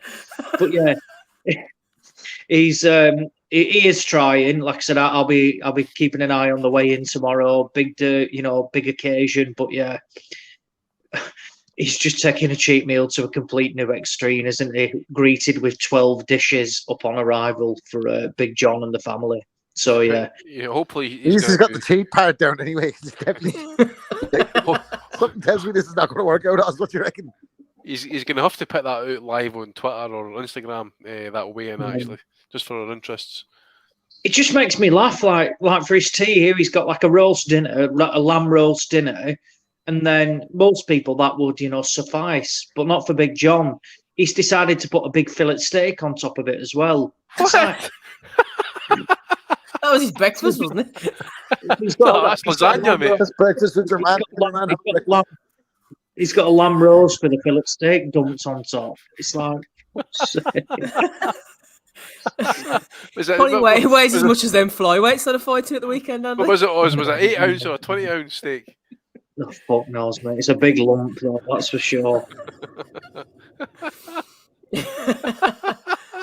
Oh gosh, is that all you got for us? It's good to be passionate about something like massive. He loves it. Everyone needs a hobby, Rob. He loves eating so much, but he wants to tell everybody what he's eating every minute of the day. It's just fucking, I've never seen anything like it, man. What the Bosh. Oh, good stuff. Excellent. Rob, anything from you, please? Episode 507 by the week. No, I think it was just Hay in the trouble and Deco with the fucking fire stick in the pub, man. He was shitting in break all day because I said I thought Eubank could win. And he's like, apology, he was after lumping on Liam Smith for the stoppies. And he just put a big fucking Dolges all on Twitter afterwards. Well, I got to get him on some night, but yeah, no, that's it for me this week. Lovely stuff. Right, let's have a quick recap then before we do our picks. That's all the nominations from the boys. We had the fisting video at the beginning just to keep us going nicely there. We had AB and his exploits, so we're not blaming AB, still been nominated. We had the Mayweather roll. We had Guard down in the dungeon. We had the Bosch King, Thomas Skinner, and his lasagna for breakfast. We had Happy Smigger.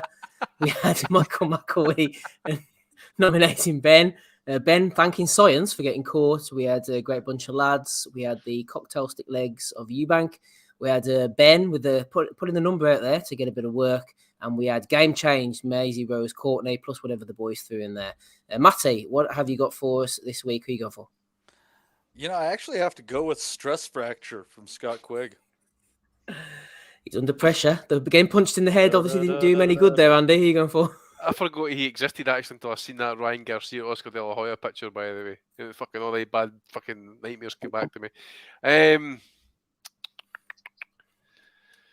Gonna go for your man in the pub with the fire stick. I thought that was fucking ingenuity at its finest, man. Deco. So, Deco. Hold on, Deco. You got Corco_90 on Twitter if you're he's all right. I think everyone follows him anyway. He's big on box on Twitter as well. Good lad, Deco nomination for him. Ozzy, who you going for, please? Oh, it's going to be that idiot Conor Benn for his just audacity to come out with those videos and posts last night. Yeah. Oh, no, not that one as well. Did we not nominate him for the shit he was coming out with as well last night after you wouldn't have gone 2 rounds with me at 160? Yeah, the cheek, the front. And the reason they didn't box is because the moron failed 2 PED tests. And him and his team tried to cover him up. So, yeah, it's got to be Ben. Honestly, I go as far as saying I reckon he's one of the most disliked people in British boxing at the moment. And he keeps doing himself no favours, coming out with these cryptic messages, thanking the science. It's all going to be proven. Yeah, there's no talk of this actual, where these documents are. It's just all talk. Him and the king of yapping, Pedwardo, Peddy, John Hearn. So, yeah, Conor Benn is certainly the nomination for the week. Closely followed by Scott Quigg, though, who, listening to it, he might get another stress fracture. Oh, go and look at that Twitter link I just put in the bottom of the chat here. And just answer me this question. You would, eh? Right. Come on, look. Let me have a look. Yeah, Let me show it to the listeners. Hold on. There we are. No, it's not that, you bastard. It's not that. Is that the one where is this the link to the saucy cooking, Andrew? From yeah, I've just seen it. I've just seen it. She's not going to cook for John Fishman, You want to see cooking on my OnlyFans, right? Saucy. Okay, Jesus, look at them. Well, I tell you what. I tell you one person who'll 100% be subscribing, and that's Dungeon Gad. who'll love the salty cooking series. I only copped on after the fact that young one that he was fucking basically trying to get up on at the press conference, he was actually on OnlyFans, so he'd obviously got a preview, like, you know what I mean, and he got himself all fucking frothing at the mouth. But get him down to ginger wings, Rob. Do you have a shower? Do you have a shower in your saucy cooking shower? You think God will ask Peter V after the weigh-in, does he shower before the fight? Yeah, I hope he does. Dominic. She's gonna be spreading Vegemite on bread and people will be saying she's Julia Childs.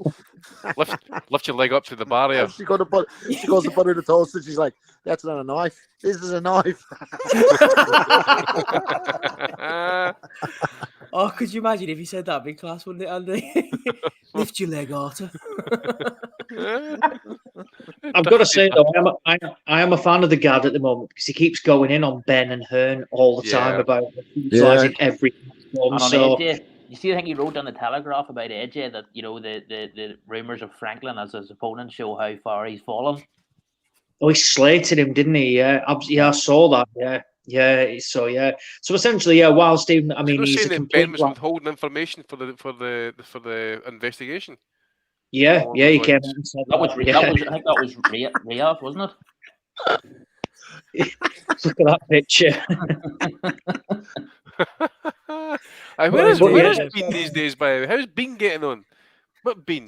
Tell me more, mate. Sure. I was gonna say as well. Porky's his Bean doesn't have the same bite since he came back from that sojourn out in Turkey. Is the Bean on the Adam Booze? They don't have the same bite in it. I don't know what the rest of you think. I didn't hear much from Porky these days. I think he's blocked my number. I think. Jeez. We can make that certainly. We can make that change, Andrew, for the best. So I'll get on to Pork and ask him to send you some content. I dare say he's listening. I dare say he'll hear my message. One of the Andes will tell him anyway, so we'll talk about it. Oh, she copped out after half an hour. Right, Rob, are you going for this week? Sorry. Oh, it's got to be Ben, man. What an absolute fucking plank. Like, I don't even know what to start. But yeah, shout out to the Gad on a serious note, which is hard to say in Bellewood week time. But he said that he spoke to the UCAD or the board or someone and said that the information that Frank Smith gave in that ID boxing clip is not necessarily true. So they're still waiting on some information, I heard. So shout out to the Gad for telling the truth on that. And it's got to be Ben. Shout out to Jason Chukwu, who's just messaged us. He says, Queen Elizabeth II, Dr. Dre, Nate Dogg, and Jason Chukwu. Everyone in that list knows how to shut up and keep it on the low. There you are. And only half of them are still alive right now, too. Just down to Dr. Dre and Chukwu at the moment, an unlikely combination, but here we are. Oh, gosh. I'm going for Conor Ben as well. Who are you going for, Dominic? I'm going for Conor. Sorry. I'm going for Conor Ben too, but you just you missed a very important nomination, Stephen. Surprised no one's mentioned it. It was the man himself, Anthony. After Junior called him the biggest arsehole in Liverpool, and he went to the trouble of making this wee cropped image of all the belts he had won, and calling Eubank out for saying that, I may be an arsehole, but I'm an arsehole who's won more than ever win. Which is true. It just showed how thin-skinned he is and how insecure he is. I thought it was quite funny. And also there was just an honourable mention. There was a good interview after the fight last night with Radio Raheem and BP's missus. It was only about, when I put the link in there, it was only about a minute and a half, 2 minutes long, but there was just a funny interaction between the two of them. I thought with Radio Raheem, but Conor Ben has to be the winner. He's just sometimes I actually feel sorry for people who are so lacking in awareness, but I don't even think I can muster any feeling of being sorry for this guy. This is a complete weapon. He's a complete weapon, but he's winning. Belly of the Week, episode 507. Congratulations, Connor. You are the man this week. Matty, back to you. Thank you. Yeah. Also like to thank KRS Dunn for his 449 super chat throwing in there. One, Rob, drop one there for me. What was that? Yeah. There we go. Also like to thank everybody for jumping in here. Steve Wellings, Andy Patterson, Rob Kelly, Dominic, Ozzy Smith. Thank you to everybody in the chat today. Sorry I forgot to run through a chat there.